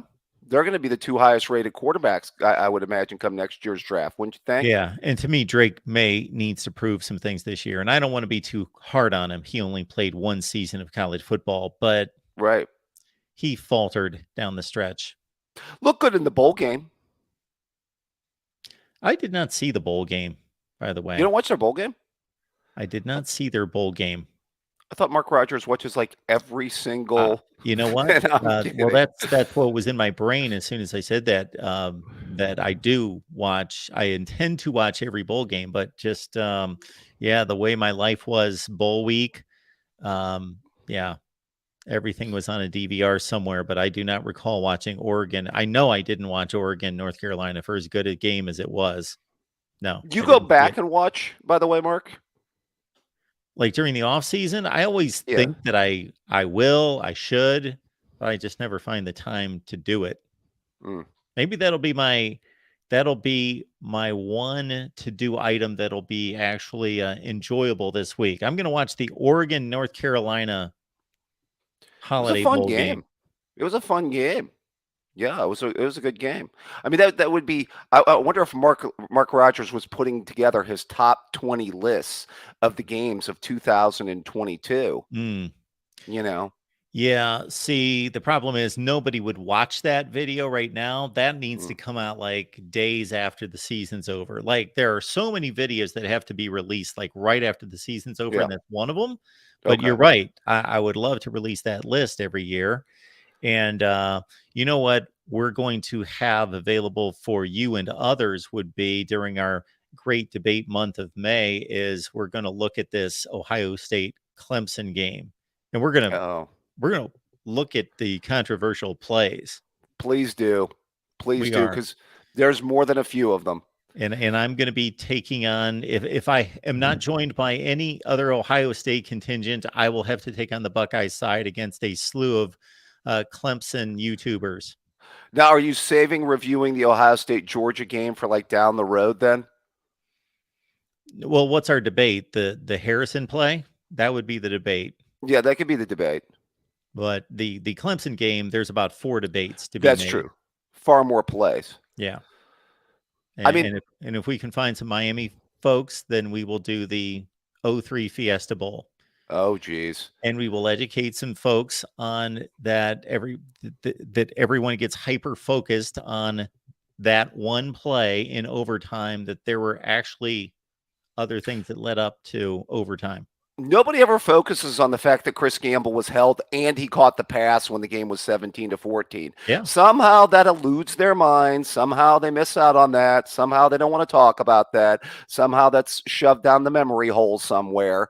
But that game should have ended 17-14 in regulation. I will say that for a long period of time. Yeah, we are about here to educate people, David, one way or the other. Having that game on tape and watching it on several times over and over, I've watched it many a times. Yeah, and I don't remember how much time was on the clock. Like, it wasn't, they would not have sealed the game, but they were at a point in the game, maybe 2.5 minutes left on the clock, something about like 2 that, minutes. where it would have been significant. Just to get another first down would have been significant. And you never know if they would have gotten 2 or 3 more first downs and never relinquished the ball, and that would have been the end of the ball game. Who knows? But the justice was served in the end. I believe so. Even all your 85 Miami channels would, be. Do you still have that heavy Miami contingent there, Mark? Yeah, we've got our Miami folks over there. They support us. You were running like 55 Miami shows there for like a while, I thought. We're up to about 330 as opposed to some of the other shows that are more in the 1 to 200 range. Yes. Oh, that wild Miami fan base. Yes. But hey, I did like your video, by the way, the Jalen Hyatt, Marvin Harrison Jr. comparison. Did that make sense to anybody out there? Did that make sense to you? It did. The thing about it is you know what? You highlighted it, and the numbers were really close. Yeah. Number one, the numbers were really close between the two. Maybe most Ohio State fans get fired up because of the kind of the common opponent, because of, you saw what Harrison did against Georgia. Then you saw they completely shut down Hyatt. Sure. Hyatt didn't do anything against Georgia. Yeah. Yeah. Well, CJ Stroud was also much better protected in that game than Hendon Hooker was in his game. Yeah. Hey, by the way, can I say, with all Ohio State fans worried about the offensive line, do you think the case could be made that Whippler and Jones should have come back to college, considering they go in the 4th round and the 6th round? You leave early as a center to go to the draft, and you're taken in the 6th round, man. You think you might have wanted to come back to college and put a little bit more on tape? I don't know. Well, that was the one questionable one out of all the early entries. A lot of people predicted that, and there we saw it. And the prognosticators got Jones wrong, by the way, because a lot of people projected him as maybe even an end of 1st round pick, and he goes in the 4th round. Yeah, I know after his combine, he impressed a lot of people, and they thought that he would jump up, but he did not. Yeah, love to have him back at tackle next year, that's for sure. But well, they picked up a guy today in Josh Simmons from San Diego State. Yeah, I think that could be helpful. It'd be interesting to see if, if he can have like a Jonah Jackson type, impact, that would be huge. Remember how big he was on that 2019 offensive line. Still playing in the NFL too. Yes.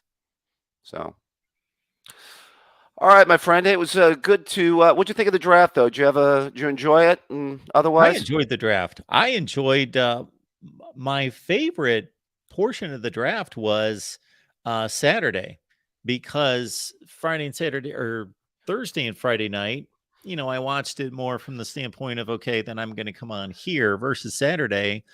I was working on various videos and so forth, but I just let it roll all afternoon, and I didn't feel so bad because the weather wasn't that good. So I actually mowed the lawn today. I felt like I should be out mowing the lawn, but I just want to watch the draft. It only comes around once a year. I'm just going to sit here and let it roll. And man, when you've got Kuiper and McShay and Lewis Riddick up there with Reese Davis, Yeah. and this other guy, Matt, I'm not familiar with him, but they brought him on as he's the latest of the draft experts there at ESPN. And actually, what my favorite part of the draft What's that? is watching the Mel Kiper tribute. Oh yeah. Do they show the proverbial Bill Polian tape? Oh, they of course showed that. Yeah, I mean, and it was even longer than usual because this was his 40th year. So yeah. they went a good like 20 minutes talking about Mel Kiper. I watched that live, by the way. I was laughing hysterically. Yes. Yeah. I mean, him making the case for Trent Dilfer. And you know what, Trent Dilfer kind of had, a whatever career. I mean, yeah, and he was arguing Dilfer over. Was it Trev Alberts? Was that Trev Alberts? Oh, I thought he was comparing him to another quarterback. I thought they took like a defensive player or something. Well, they did. That was the year they took Emptman and Alberts. Okay. The Colts did. Yeah. But in that clip, Kiper references another quarterback. And Harbaugh was their starter at the time, I think, Mark. I'm sorry, who? I think Harbaugh was the starter in Indy at that time. That's who he's referencing. Yeah, he didn't reference a drafted quarterback or a current draftee. It was Harbaugh. He was comparing Dilfer to Harbaugh, which... Well, remember Harbaugh just a couple years later, to be fair to him, Yes, he was throwing the ball in the end zone to try to win the AFC Championship game. Yeah, Floyd Turner couldn't quite come down with it. Yeah. That ball almost hit the ground. Now he's trying to ruin my 40s. It's not bad enough him and Jamie Morris helped ruin my childhood. Yeah, but well, it's going to be mighty interesting this year. I don't know which way to go on this one when I make that final selection for the Big Ten. Maybe I'll cop out and pick Penn State to win it. Oh, interesting. The year of James Franklin. So, yeah. Well, we've got Mark Rogers back as a draft guy now. Now you're going to be back fully engaged and interested in back on the draft again. So that'll be fun. I had one of my old friends who is the biggest, well, he used to be, he can't quite get into it the way he once did, but in his prime, he was the biggest draft nick I've ever come across. Like, he would write volumes on the draft, and he called me right before this guy would fly me in. He's a pilot. He would fly me in to watch the draft with him. Yeah. No, I remember friends of mine would have like draft parties. Yes. They get pizzas and everything, and they get all the books. And you remember they used to have like those big draft books and everything like that, and cram for the draft. And yeah, I mean, ESPN has really turned it into an extravaganza. Your former employer does it up, man. They do. Yeah. It's phenomenal. It is. Good show, my friend. I'm gonna catch you tomorrow for Big Ten talk. Sounds good. Appreciate you being here. Bye-bye. And I'll go over the Jalen Hyatt, Marvin Harrison debate on social media and how I thought that played out. But we've got a comment coming in from Nick. Nick, thank you so much for the contribution. Appreciate you. If Michigan produces more too defensive to what? NFL linemen, will it start to be time to view them like we view Ohio State and wide receiver NFL prospects? Oh, it seems like Michigan keeps churning out high-end rushers. Okay, so you're giving us Michigan as D lineman U. Okay. Yes, Michigan's been impressive. This past year was Mike Morris and Mozzie Smith. The talent level and the abilities of those two players, not to disrespect them in any way, and that's just one season. I'd have to go back before that. to look at individuals that have been drafted. Of course, it was David Ajabo and Aiden Hutchinson the year before. It was Rashawn Gary the year before, and some others. But that's currently not comparable, but they are certainly having an outstanding run of defensive linemen, but not to the degree of Ohio State wide receivers. But yes, Michigan's done a remarkable job to a certain extent and had a higher draft number of selections this year than Ohio State, 9-6. But that comparison's not yet close. So a lot of work to be done by Michigan to get into the Ohio State wide receiver stratosphere. Larry, thank you so much for the contribution. That's very nice of you, supporting a great show. Go Utes. And we looked at Utah against the Big 12 the other day in regards to the slight possibility that Utah could be plucked away by the Big 12 and what the Utes have done against Big 12 teams in the last 20 years. Now, of course, because of conference expansion and realignment, many of those efforts by Utah came against the TCU team that was in their same conference for most of those seasons up until 2012. So yeah, Utah against the likes of BYU and TCU over the last 20 years has comprised most of Utah's games against the current Big 12. But we gave that a look, and Utah, if Utah went to the Big 12, in my estimation, right now, the way things stand right now, Utah would be the best program in the Big 12. Not by a ton.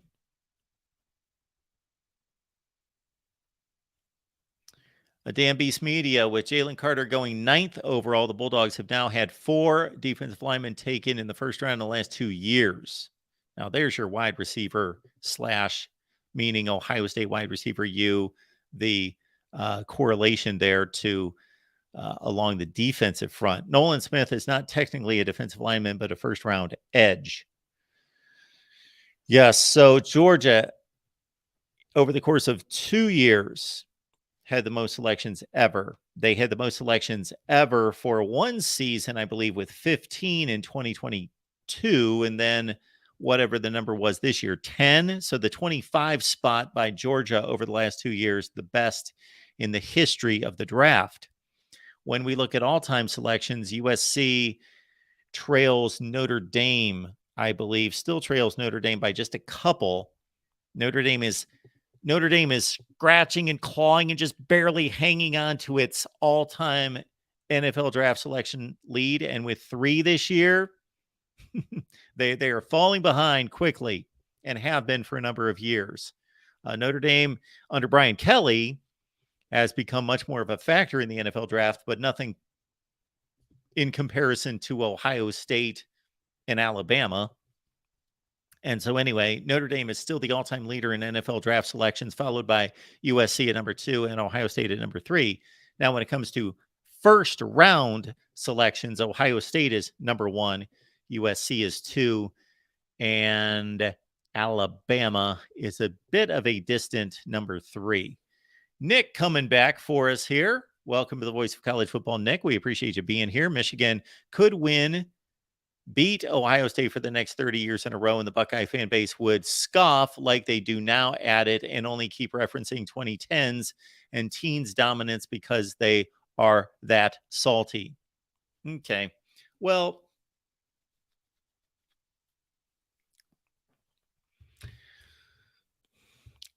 I got a bit salty a couple weeks ago because Michigan fans, you have every right. You have every right, depending on the framework of the conversation. If the debate or argument is about current, what is going on right now, you have every right to brag about back-to-back Big Ten championships and 2 and 3 score wins against Ohio State the last 2 years. Absolutely. Pound your chest, beat your chest, scream at the top of your lungs, go crazy. You should feel good about that. You have the series right now. You have the upper hand. You have the bragging rights. You have them firmly. Now, it didn't happen, so I'm just talking in theory, hypothetically. Had Ohio State made that 50-yard field goal against Georgia, we would have had an incredible off-season of debate here. Because think about it. Michigan would have been the Big Ten champion for a second consecutive year, and having defeated Ohio State for a second consecutive year by 3 scores, but Ohio State would have been the national champ. Now, that would have been a great offseason of debate. That's what I needed here at the Voice of College Football in terms of just a crazy debate where each side would have had ridiculous bragging rights, but didn't happen. So, but the framework that I fell into a couple weeks ago that got me a little salty on social media was there was some moron on there, and I can't replicate the conversation back and forth, but they were making claims that were drawing out years. And I was like, hang on. You as a Michigan fan in a debate against Ohio State have 0 going for you pre-2021. 0. Unless we want to go to black and white and leather helmets. 0. Ohio State the last 10 years, the last 20 years, the last 30 years, the last 50 years. Any framework you want to put up that's reasonable post-World War II, Ohio State owns the argument. Conference championships, national championships, Heisman Trophy winners, winning percentage, championships, anything. NFL draft selections, anything. Award winners, anything. So Michigan fans, stick to the here and now, keep the debate in the moment, and be overjoyed that you have won 2 consecutive in this series, because we lose sight of how incredibly, embarrassingly Ohio State beat that program to hell for 20 years.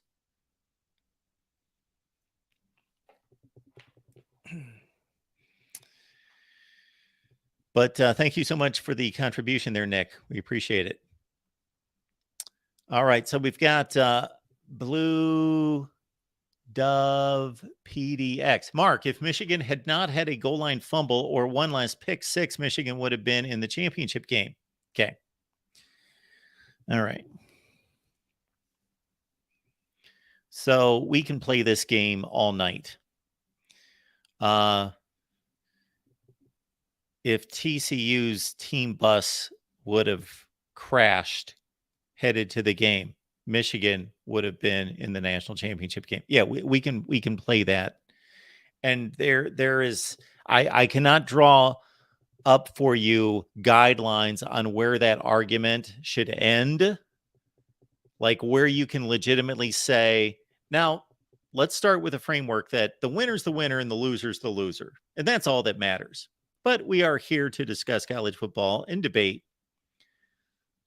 But there is a comfortable dividing line between legitimate argument and, so understand that the Ohio State argument against Georgia is about 50 times more valid than the Michigan argument against TCU, because Michigan had to make that play and that play and that play in a game in which they were trailing most of the way. They never came close to winning that game. They were sitting at the 40-yard line. It's not like they were throwing the ball in the end zone to win the game. They did not drive the last drive of the game. They didn't move the football. They got stuffed. So Michigan did not, they got within a score. They were trailing the entire game by 2 and 3 scores. And they almost caught up. And then the team that they would have beaten, which of course they didn't, and didn't really come that close to beating them.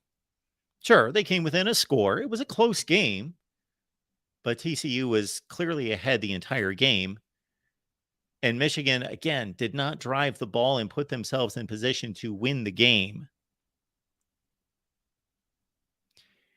The team that Michigan could have beaten, would have beaten, should have beaten, came close to beating, but didn't beat, they got trucked by 58 points in the national championship game.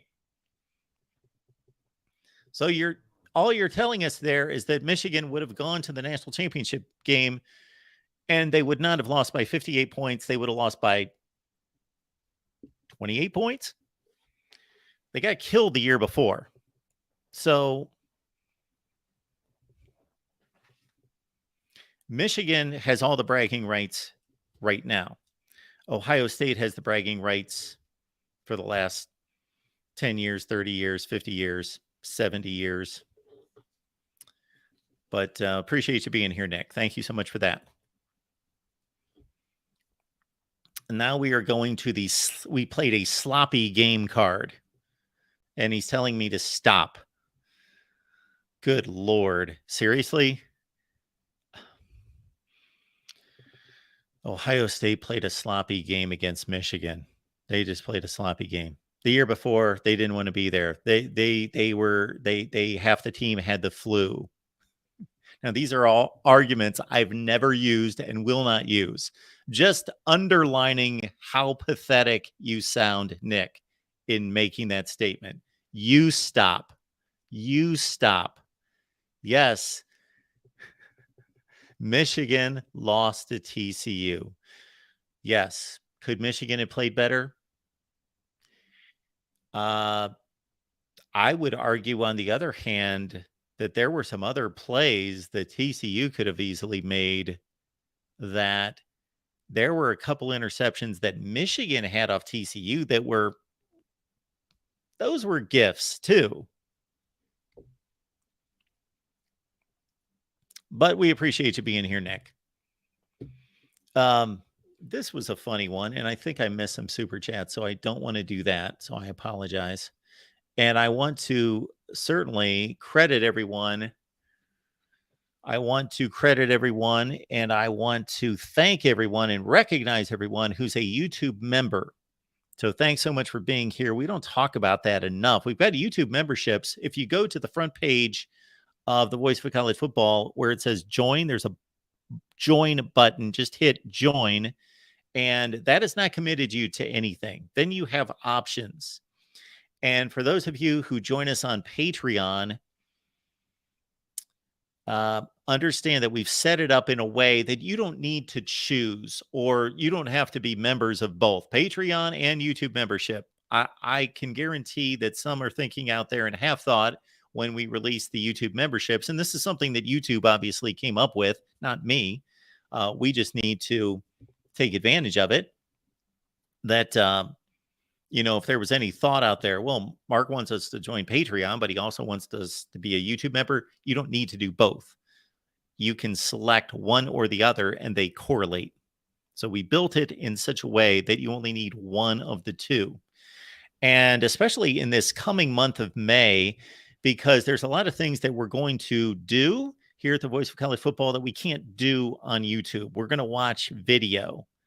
We're going to watch, and I am not guaranteeing this. I need to get the contributions from others, or shoot, I'll just watch the game and do the breakdown. But I would like to have competing sides get together on these games. We want to review the Ohio State-Michigan game in 2016 and the JT Barrett spot. We want to review the Ohio State-Miami Fiesta Bowl game of 2003, Ohio State-Clemson, the playoff game of 2019. And certainly we do not want to just focus on Ohio State. We know the Voice of College Football, and you should know this, that we focus on all of college football. Those are just, for some reason, Ohio State's fallen into these controversial games. But we also want to take any debates that you have, and some of them we will have here on YouTube for everyone to see. We've got one coming up this Wednesday night. Listen up, everyone. Wednesday at 8:30 Eastern Time. We've got the Pac-12 argument. We've got the Big 12 argument, and we are going to debate realignment. It's going to be a phenomenal show this Wednesday at 8:30 Eastern Time. Realignment debate. That's going to kick off our month-long debate month. The month of May is the Great Debate Month. Big 12, Pac-12, Wednesday at 8:30 Eastern Time. And then Rick and I is going to join me this Thursday at 6 Eastern. Thursday at 6. I'll build some banners so you can see this visually. 6 p.m. Eastern Time on Thursday, we are going to look at the decades of the 60s and 70s and compare the top 10 college football programs of the 60s and 70s. We're going to look at winning percentage, national championships. We're going to look at how well they played against each other. All those things. 60s and 70s breakdown here at the Voice of College Football. Larry brings up a good one right here. Utah's record against Michigan in the 2000s era. So we can easily look that up, or I can go to my memory banks and say, I believe it's 2-0. So Utah played Michigan in, I believe, 2008 during the Rich Rod era. And that Michigan team finished 3-9. It was either 08 or 09, and Utah won at the Big House. I've got the score in my head. It was like 23-20.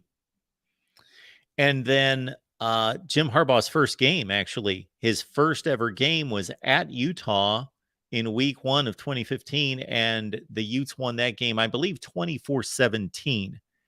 So unless I'm missing a game, Larry, it's 2-0, and I think you already know that, and that's why you're bringing that up. But you guys can check me on that one. But I believe Utah won at the Big House in 08 or 9, 23-20, or 16-13, something like that. 16-13 or 23-20. Utes won at home 24-17. So it's a good showing by the Utes against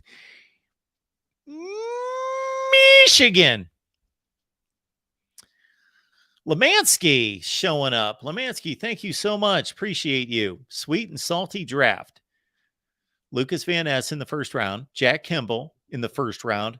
Sam Laporta in the second. And Riley Moss in the third. But 2 of the 4 to the Lions. However, salty because I'm a Vikings fan. Go Hawks.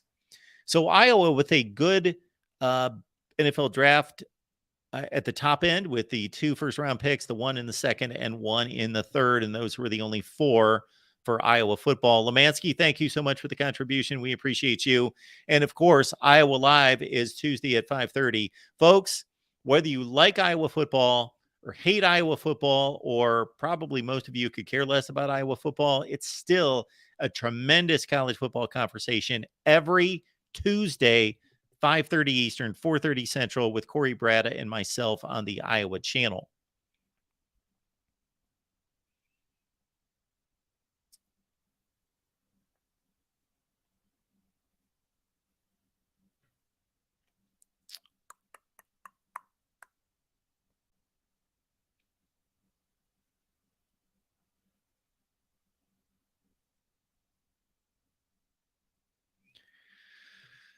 There we go. Larry says 08, 16, and 17.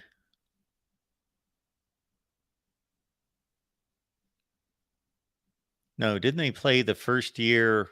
They played in 15, right? I thought that was Harbaugh's first game was at Utah. Oh, 17, 16, and 08. Is that what you're telling me? I'll look at it right now.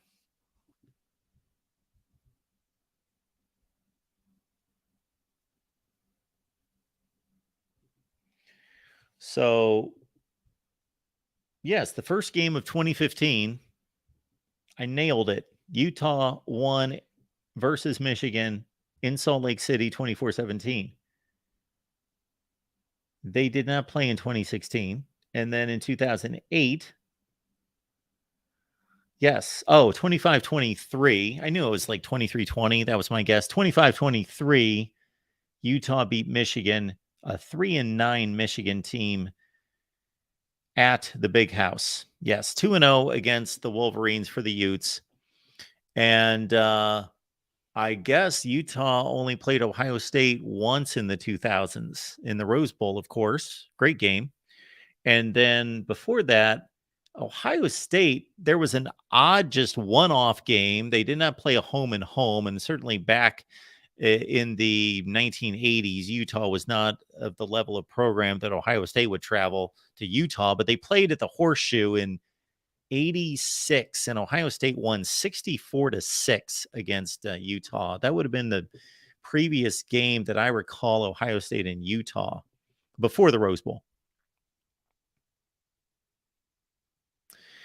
Oh, so I wanted to bring up, let's see if I can find.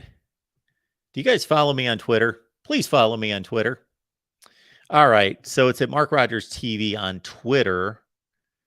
And we always have some interesting and sometimes I put out some salty comments. Speaking of salty, that's not really a word that I use, but I did tonight because somebody else threw it out there. So I got a little salty the other day, and I threw this one out there. It could become a full-time job simply correcting complete crap people throw against the wall that is factually incorrect or simply nonsensical trash. All right. That came from a number of things, but primarily, let me get to it. So we had this knucklehead. I'll be kind and just call him a knucklehead.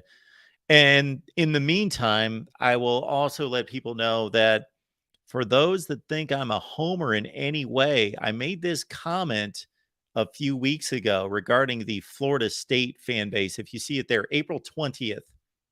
Dumb fan base of the day, Florida State. And I'm not going to go into the reasons why Florida State fans were being morons that particular day, but they were. And then, of course, I had Florida State fans attacking me and having absolutely no idea why. They didn't know the origin of my statement. And I simply stated here as well, if it doesn't apply, like it didn't apply to all the 4 million Florida State fans in the country. It applied to a handful. Like if it would have been one person, I would have never made that statement. If it would have been 2, no. 3, no. It got to be like 8. So yeah, dumb fan base of the day, at least out of the ones that I was interacting with, it was clearly Florida State on that particular day. And then I've got other Florida State fans coming at me after that, and they had no reason and they had no idea why I made that statement. So just to show, and I didn't do this to prove anything, but it does show I'm unbiased and impartial, unbiased as I can be. That doesn't apply. That doesn't that is a non-factor for anyone. Everyone's biased. Let's get past that. Anybody who says that they're unbiased, completely unbiased, then they're a robot is what they are. They are not a human being. So we're all biased. But I just take as much as I possibly can out of it. And the latest example would be right here. I was stating this, what was this, yesterday? That today's winner of the dumbest fan base of the day went to Ohio State. And I will share with you why. And again, had this been one person, not a big deal. 2, 3. No, this was droves of people that I saw online. So somebody was asking for your favorite college football analyst, our friends at the GM of college football. So we would want you to go in there and talk us up there. All right. So anyway, where was that? Okay.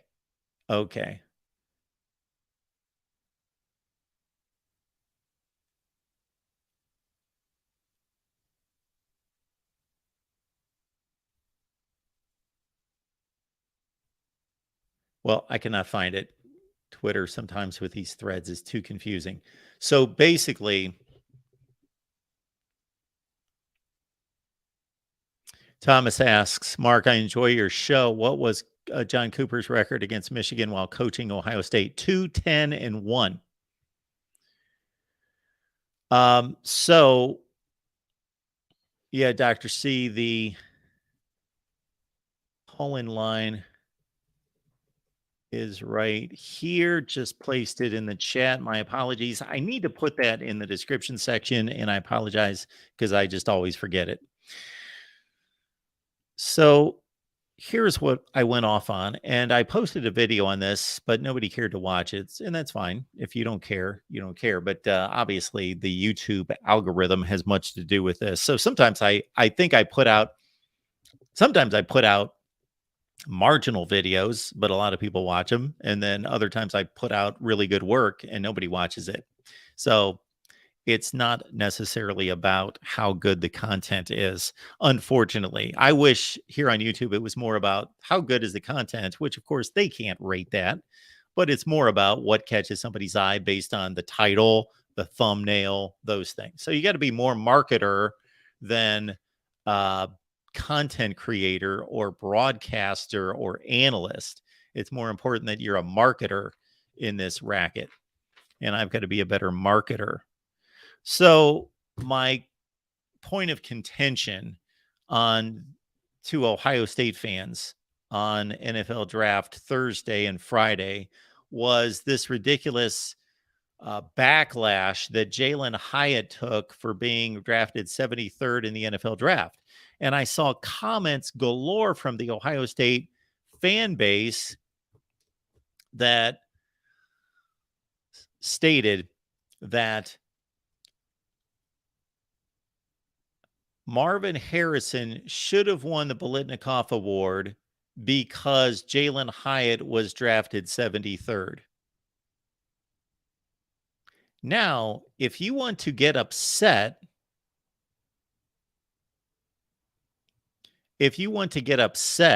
I'm being distracted by the chat. If you want to get upset that Marvin Harrison Jr. did not win the Biletnikoff Award, absolutely.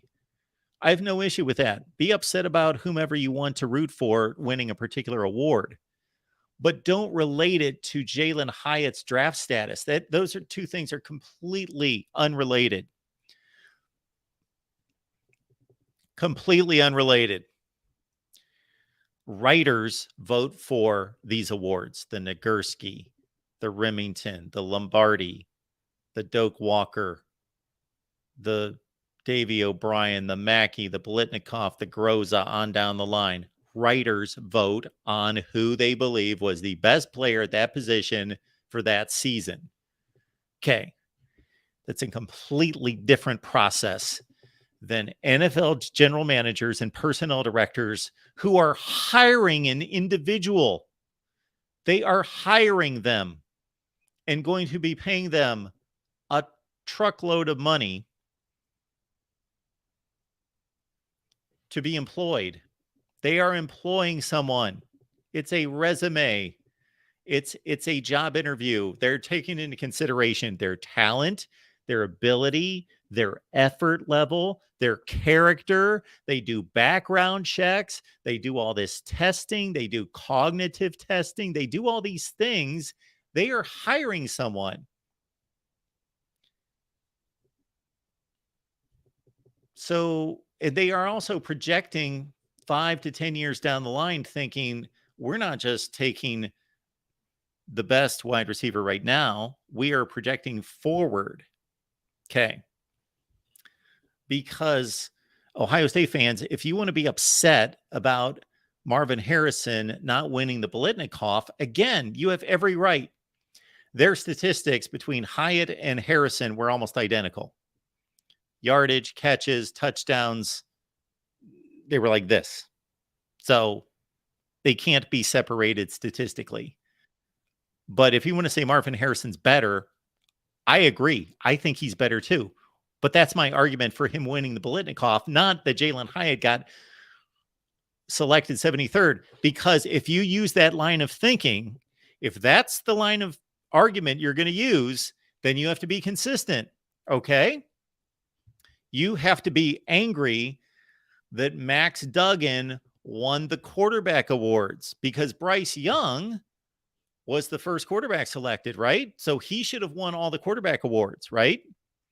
Jake Moody, the Michigan kicker was the first place kicker drafted. He didn't win the Groza Award. You should be mad about that.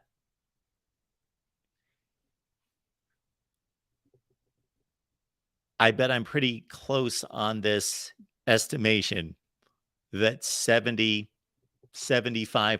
of award winners are not the highest selected player at that position.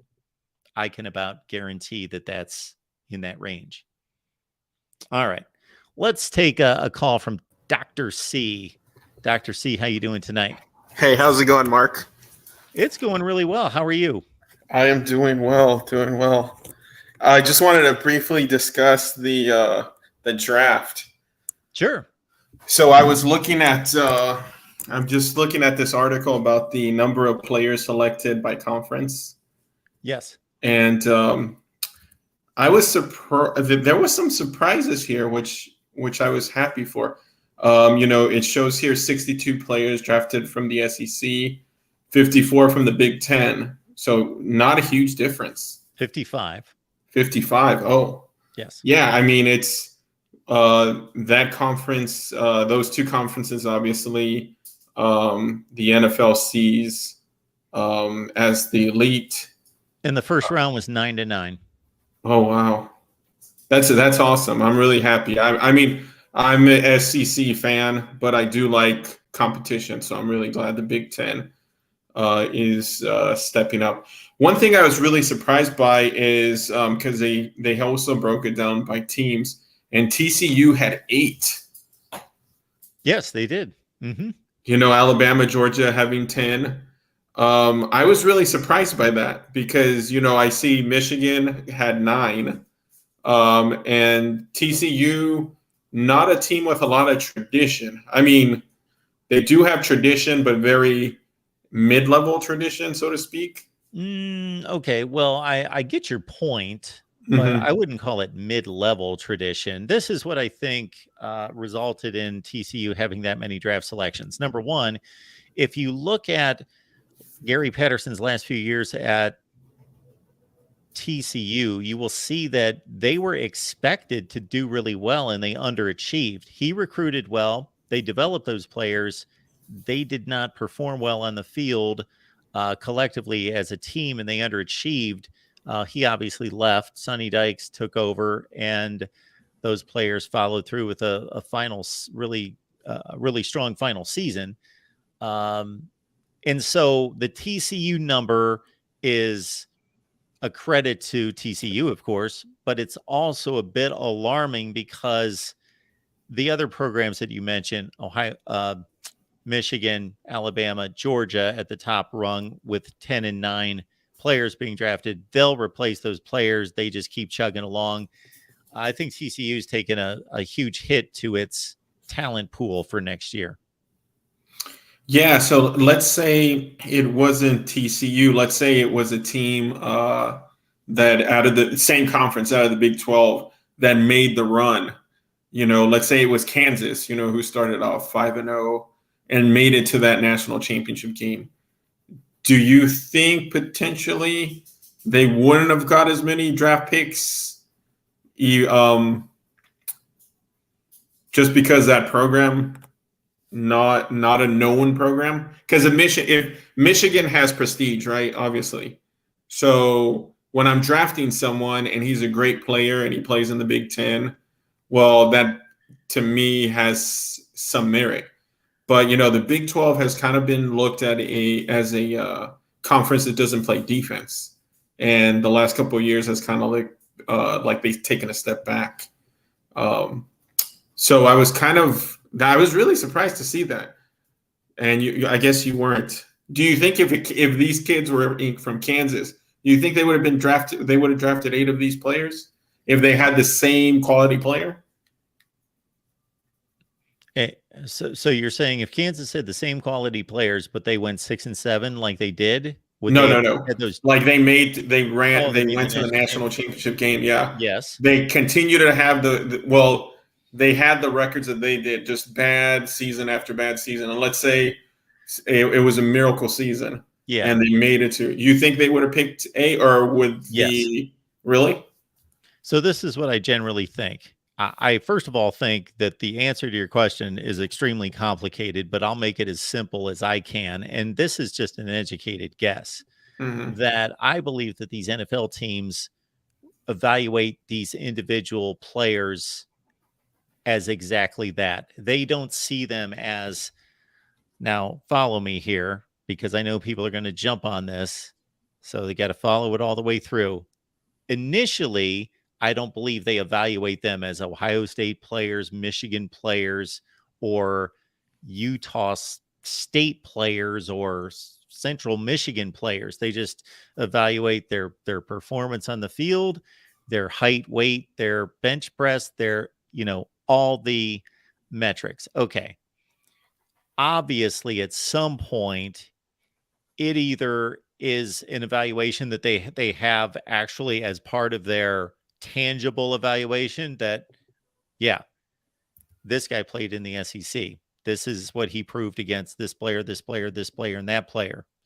That's an obvious comparison to make, that if a left tackle in the SEC for 3 years is facing some of the best edge rushers in college football versus if that same left tackle was playing in the Mountain West, he's not playing nearly the competition. So that's a tangible factor. But I also think it's in some scouts and personnel directors' back of their minds that if there's a tie to be broken, he played at Alabama, he played at Georgia Tech. We're going Alabama. Got you. So let's say it would have been the kids would have been from, Boise State, where they're not playing, where they're playing not Power 5 conference, and they went undefeated and they had the similar player. Don't think that would play into potentially not getting him, because they'd say, for quarterbacks, Josh Allen's main concern for people drafting was that he was playing at Wyoming against, Mountain West competition. Well, I think that it's easier and more valid to evaluate the quarterback position at the lower levels, and you see it reflected in the NFL draft, than it is to evaluate line of scrimmage players and the players that they have to face and move out of the way physically.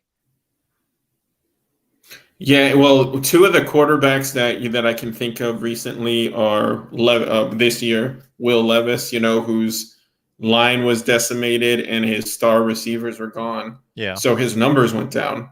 Yeah. Same thing happened last year to his name's escaping, quarterback out of North Carolina. Last year? Oh, yeah. Sam Howell. Sam Howell. Same thing happened to him. All his receivers left. So he was left with, a second-tier receiving core. So his numbers were down, and it greatly affected his draft stock, because if he would have left a year earlier, he would have potentially been a top 5 draft pick, and he slid greatly.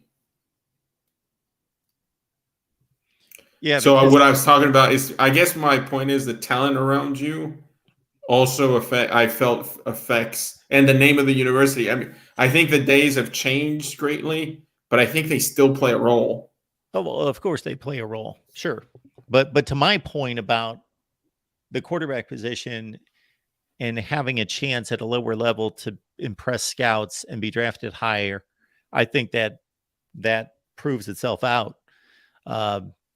The FCS quarterback that was drafted number 2 or number 3 last year by the 49ers, Trey Lance.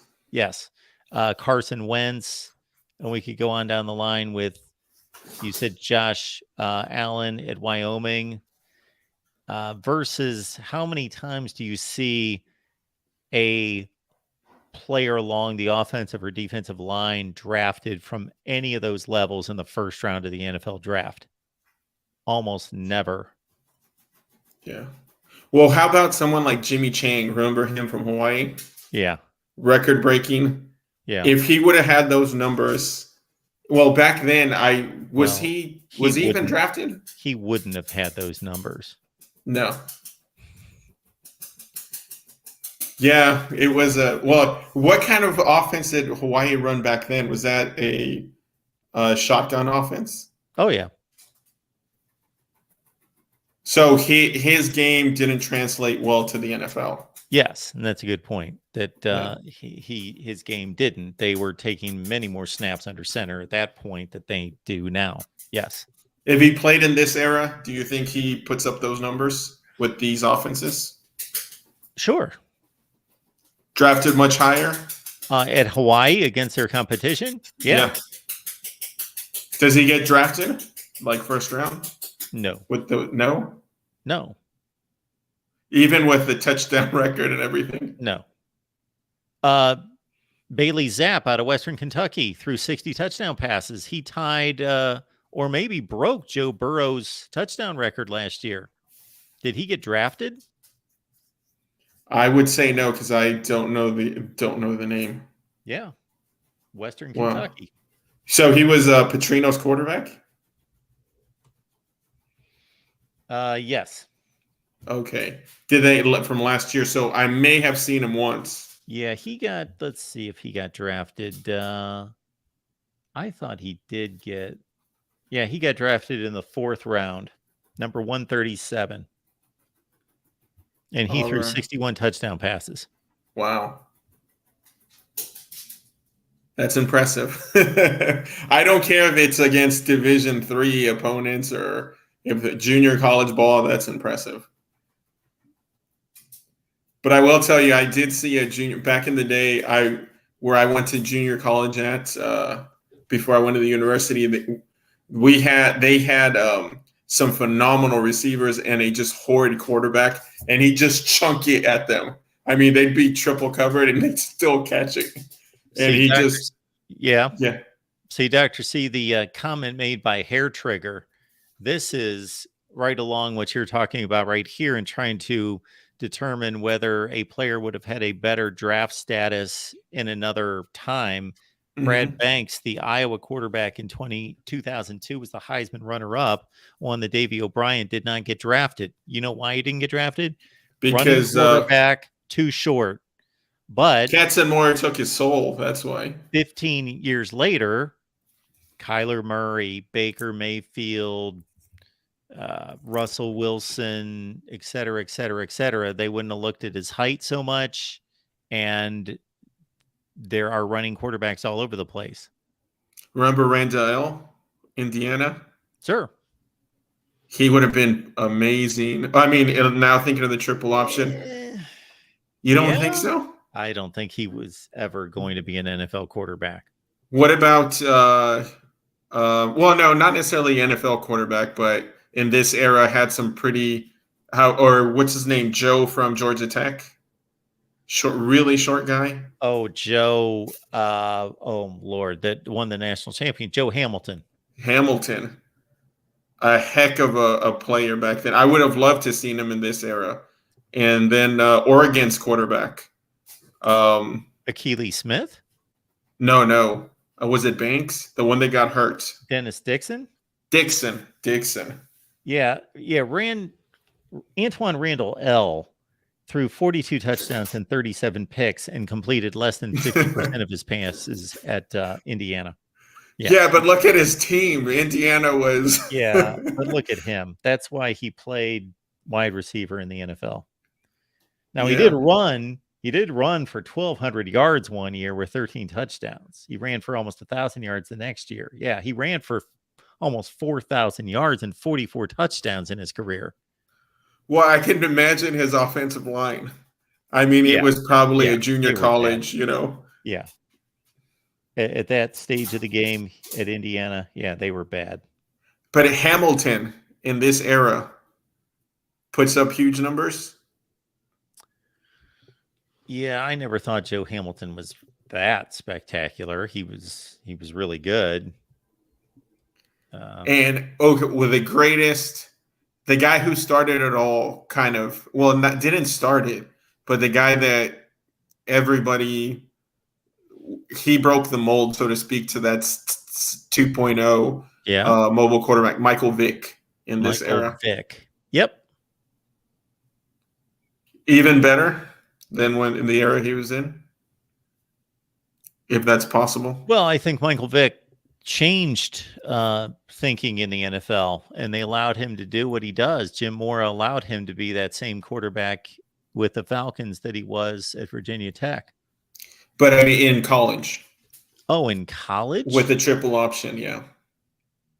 With the or the RP, I mean, not triple option, with the RPO and all that. Yeah, with the RPO. Yeah.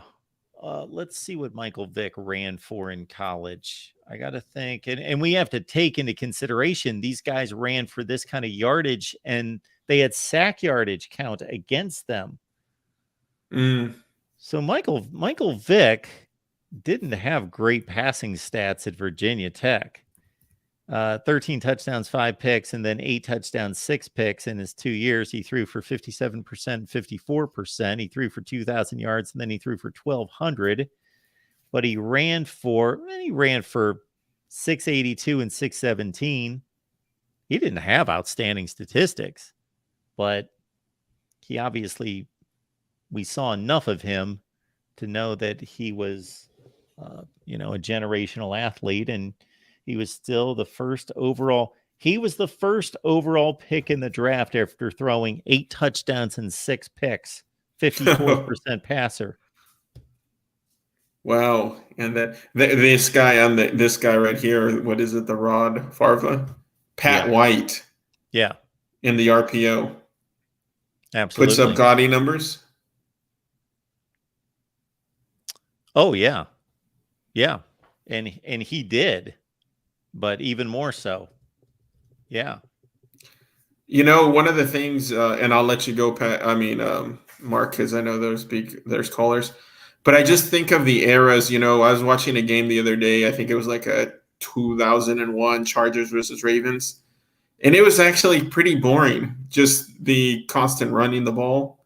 Oh, and really? Gaining the 4 yards here, 3 yards.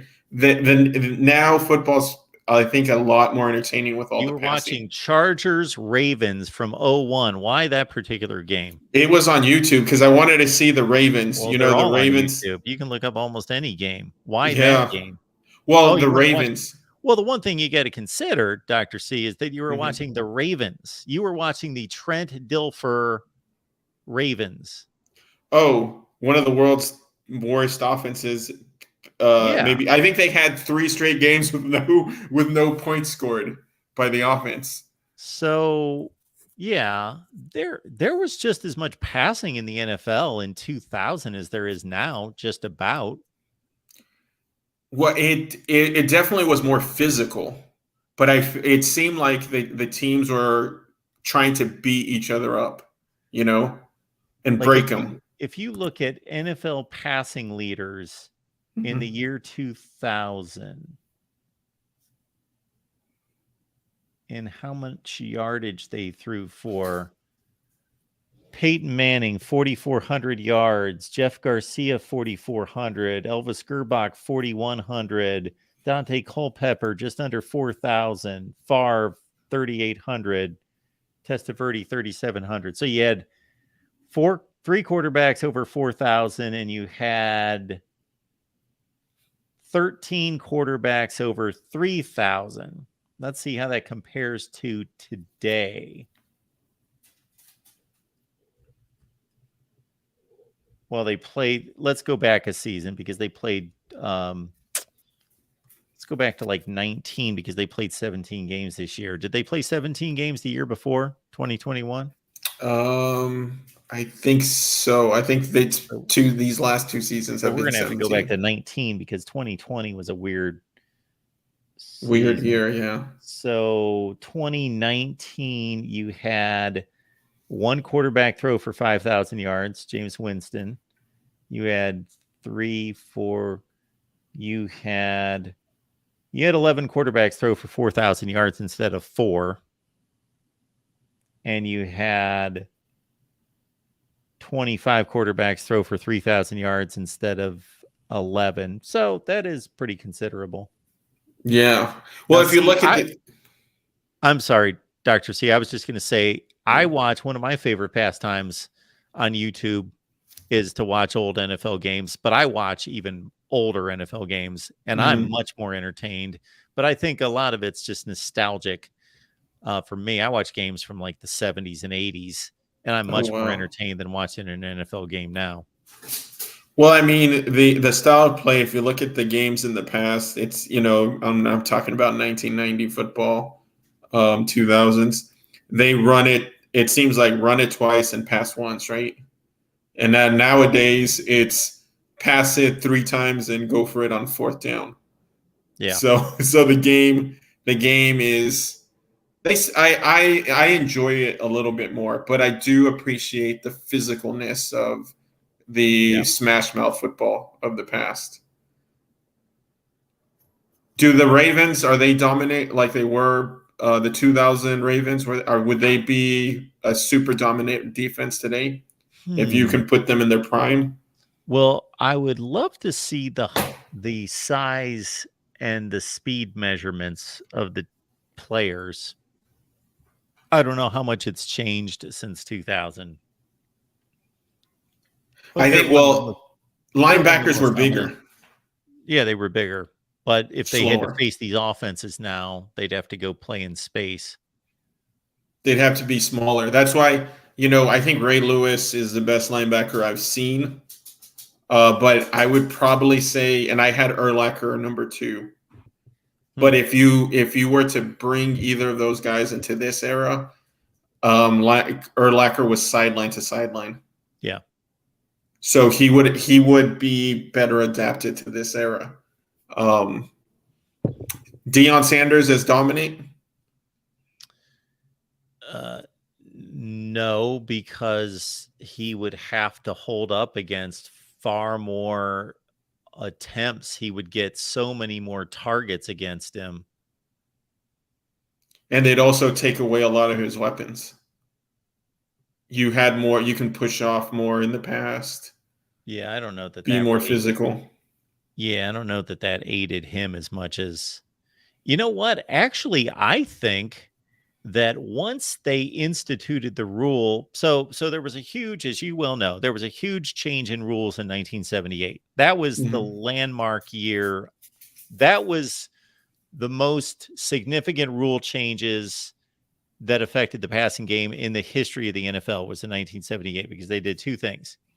They gave offensive linemen much more liberties in pass blocking, and then they also eliminated all physical contact downfield after the 5-yard chuck rule. They instituted the 5-yard chuck rule, and everything else was out of play. And I would say that the hand fighting downfield now is more aggressive than it was then. I watch old NFL games, and they lay a hand on a receiver, the announcers are going nuts and saying that should be pass interference. Good point. Yeah. All right. Well, I'm going to let you go, but man, it's really fun to watch Jerry Rice versus Deion. Yeah. That's like, sure. I mean, it's like watching Jordan versus Magic, Yeah. All right, Mark. Hey, thank you so much. Thank you. Appreciate you being here. Have a good night. All right. Have a good night. All right. Let's keep it rolling here with the real MVP. Hey, Mark. How you doing? I'm good. How are you? Good. I've been watching most of the stream, Mark, and the central question to the stream is, what did we learn from the NFL draft? And I haven't heard anybody talk about the SEC continuing their dominance over college football. Well, I don't think that they had a dominant amount of selections over the Big Ten. 62-55. Yes, but it still continues the, unprecedented streak, I would say, or one of the best streaks in all of sports of 17 straight years with the most picks. Yeah, but so those are 2 different arguments in my mind. One is the SEC continuing its dominance, and so yes, that streak is dominant. That can't be argued in any way. But currently, that's a whole different thing, because it doesn't matter right now what happened 17 years ago in terms of evaluating how good these conferences are. What matters is what's happened in the recent past. And so 62-55 to me, and especially since it was razor close the first 3 rounds. Actually, the Big Ten had more draft selections the first 3 rounds than the SEC did. You could say that they had higher end players slightly more. It was 20-17 at one point than the SEC. So I don't call that dominant. I call the streak dominant, but this year was not dominant.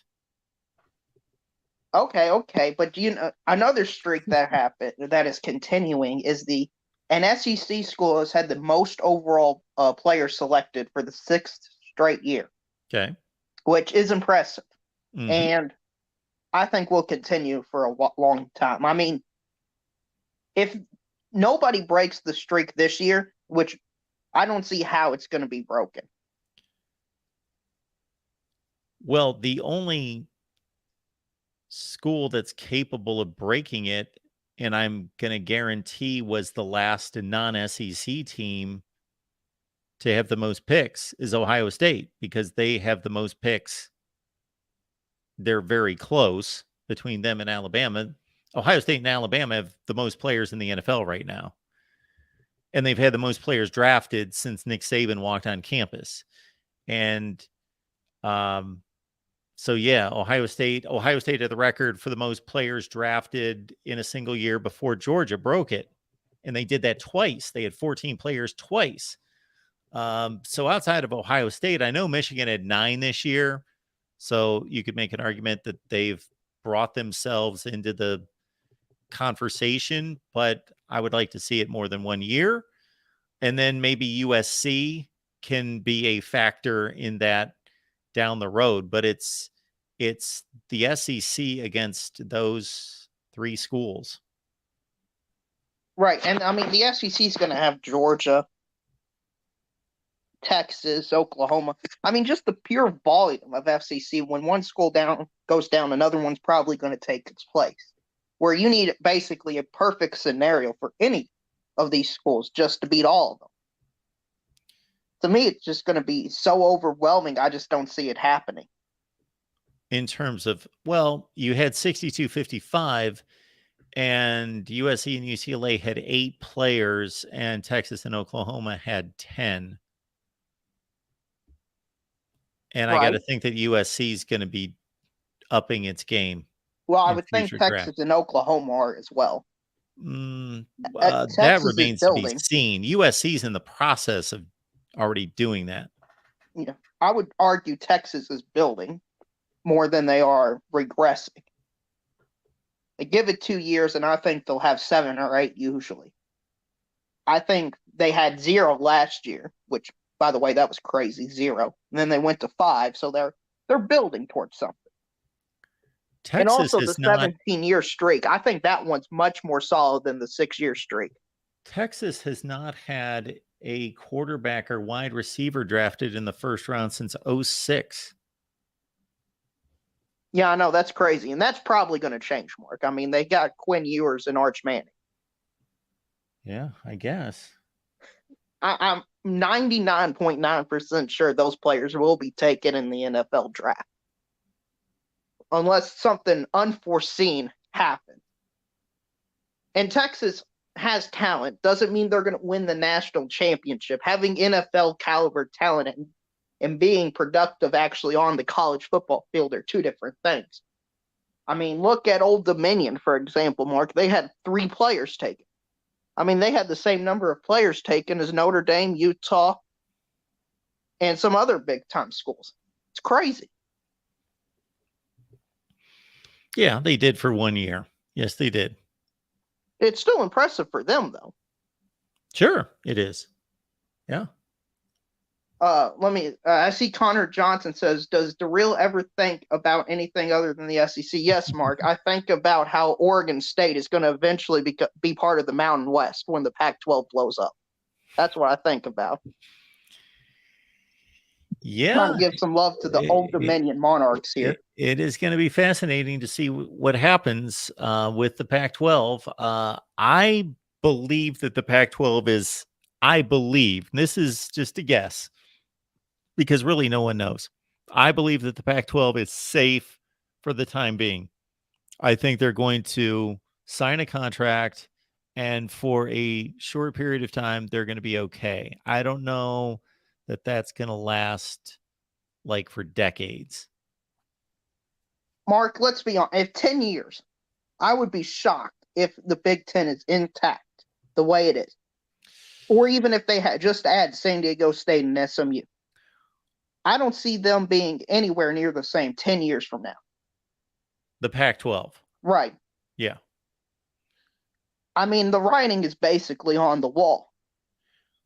Well, it all depends on the schools that are able to leave, and Oregon and Washington are the most capable of leaving, that have the most value to give another conference, whether they're going to put up with inferior funding compared to their competition. Right. I think eventually Oregon and Washington will go to the Big Ten. You think they're going to go to the Big Ten? Eventually. I don't know. Because I think the Big Ten might.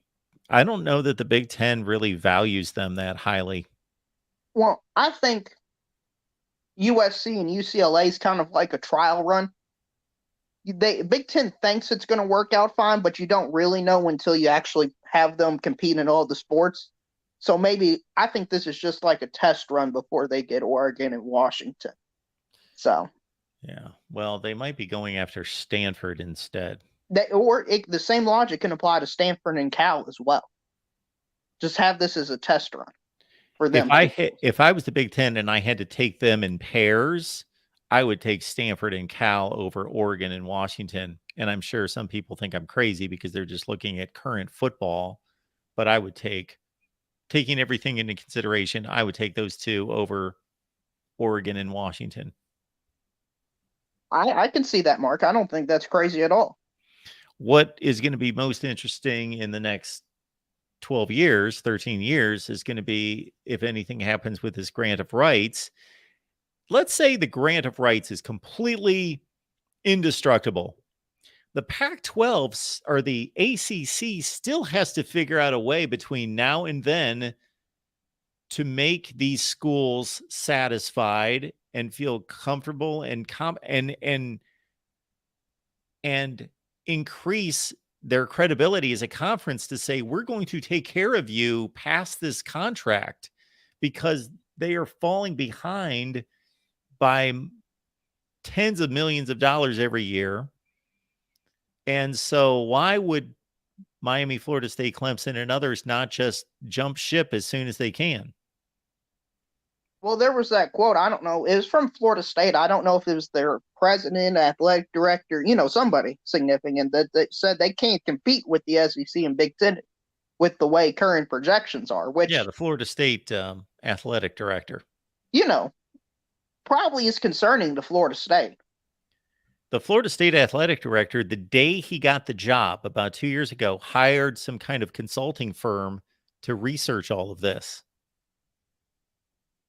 Like, he was instantly thinking, we have to get out of this contract or force the ACC to give us more money or do something. Do you blame him? No, I think it was a smart move. Yeah. I mean, I think every single school in the ACC should be looking at it right now. I think that the interesting as we get closer, and we're still 12 years away, 13 years away, which seems like an eternity. But I don't know if that will need to make it that far, that to see the power struggle between the SEC and the Big Ten to pick off those ACC schools. Yeah, because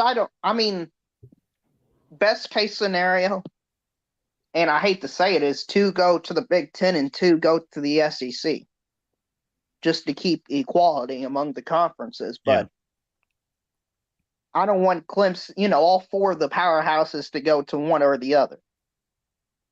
But I think 20 is probably the max per conference. Would you agree with that, Mark? Yeah. Then if you get past that, then you start to have to figure out ways to kind of make yourself a mini, well, not a mini, you're actually a supersized AFC or NFC. You have to almost have a playoff in your own conference. Well, I suggested that I think last year, with the way the conferences are building, is instead of just having the best two teams in these conferences play it out, why not have one play 4 and 3 play 2? I think that's the way it's going to go, is to have semifinal matches for the conference championships. So, but I could also see a scenario where the SEC gets all the major ACC schools, and then the Big Ten gets Cal, Stanford, Oregon, and Washington. I could see that happening as well.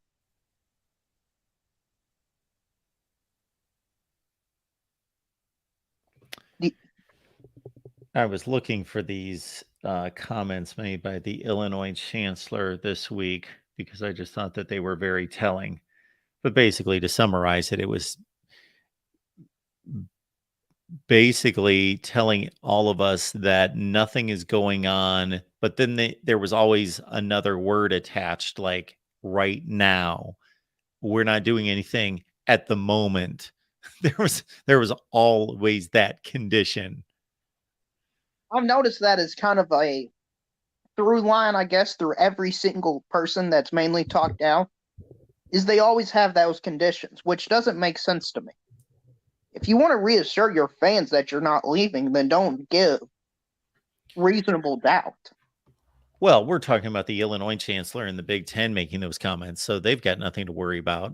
They're just... I know, but I'm just saying I've noticed that with everybody who's been speaking in general. That they always say, well, if everything works out, if the TV deal is good, if we like where we're standing, I don't think that's really a hard commitment, Mark. Yeah. But, I mean, with the draft and how it impacts the draft, I mean, if UCLA and USC were in the Big Ten this year, they would only be at 19 picks. They would be closer to the AAC than the ACC, which is crazy. Yes. I mean, doesn't that just show that it's really just going into a two conferences and then everybody else? Yeah.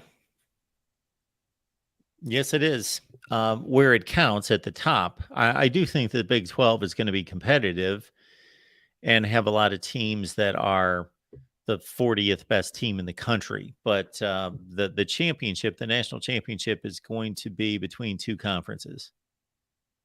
Right. And I think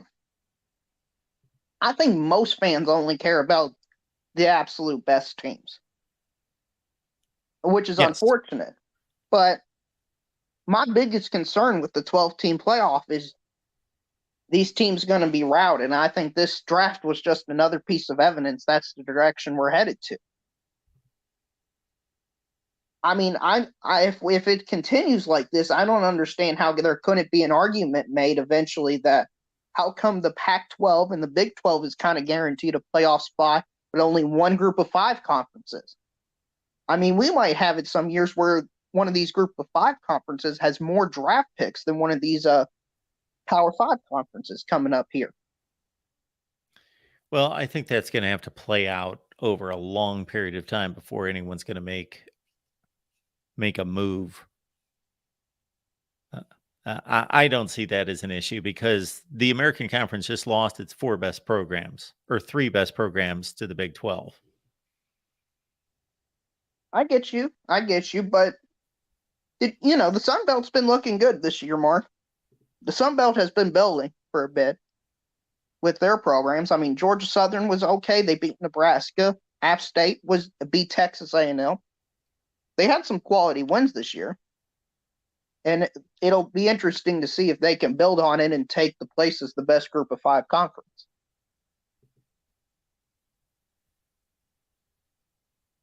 But, Mark, that's all I got for you. Congrats to everyone drafting and fight on, Mark. Thanks, Daryl. Appreciate it. All right, everyone. Appreciate you being here at the Voice of College Football. Remember, over on the USC channel that Tim and Rick and the Trojan clan is over there for Trojan Conquest Live. I wanted to certainly recognize all of our YouTube members here at the Voice of College Football, and I might be missing some folks here, so I apologize if I am. I need to update the banners, but we've got Dan Beast Media, Tim Prangley, Joey Foster, Badger Bournemouth, Jason O, DS, Mike G. We've got Erica Goldberg, Tim Armstrong, Rex Bryan, Keita Miura, the real MVP. We also have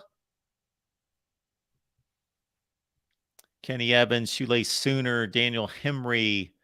There's Mike G again, Will ND, Golden Blue, Bucknut 78. We've got Lewis Papp, Dave Snothier, Kolvarks, Mozart's Ghost, and Larry Pilgrim. Thank you so much for your contributions, everyone, here at the Voice of College Football. Please sign up for YouTube memberships. Give it a look, see what we offer. And during the month of May, keep in mind that we're going to have a number of offerings that we're going to have to take to Patreon/YouTube membership, because we're going to be checking out videos. Meaning we're going to check out games, we're going to dissect games, and we're going to be debating controversial calls, controversial games here at the Voice of College Football. So please join us for that. We don't want any of you missing out on any of that good stuff. All right, I'll be back here at 6 Eastern on Monday. And in the meantime, we appreciate everyone watching our Clemson video matching up the Tigers against the Big Ten. We will continue to crank out those videos. And yes, I say this all the time, I will have program rankings coming out very soon. And what we're going to do there is we are going to release our program rankings. And then about 2 or 3 days later, we'll do a live stream where we will discuss the program rankings, and you can shoot holes in it, and you can shoot holes in me all you want. A couple days after we do the program rankings release, we will have you on here. Again, join us for the Pac-12 Big 12 realignment debate, Wednesday, 8:30 Eastern time. Mark your calendar. Can't miss it. Pac-12 Big 12 go head-to-head realignment debate, Wednesday, 8:30 Eastern, right here at the Voice of College Football. Appreciate all of you being here. And Dan Beast Media, yes, the SEC Live on Tuesday just did not turn out to be something that's making a whole lot of sense to do. Just not enough support there. We did it for 8 weeks. I hate to let it go, but I'm only one guy, and we do about 15 or 16 live streams a week. And that doesn't even count the numbers of videos that I produce. And actually, I should be focused more on producing videos, good videos here on the main channel. I would like to release at least one video per day here on the main channel. And unfortunately, because of the way this is set up, the team channels take up most of my time, and I want to get away from that as much as possible. So we are doing our best to free me up and get some other people in play on the team channels. So that SEC Live show just not making much sense from a standpoint of popularity. So not that it's gone completely away. Maybe it'll pop up from time to time, but again, has unfortunately not come through for us. So Pac-12, Big 12 realignment debate coming up Wednesday at 8:30. In the meantime, it's Big 10 Live coming up Monday at 6 Eastern, right here at the Voice of College Football. We will see you then.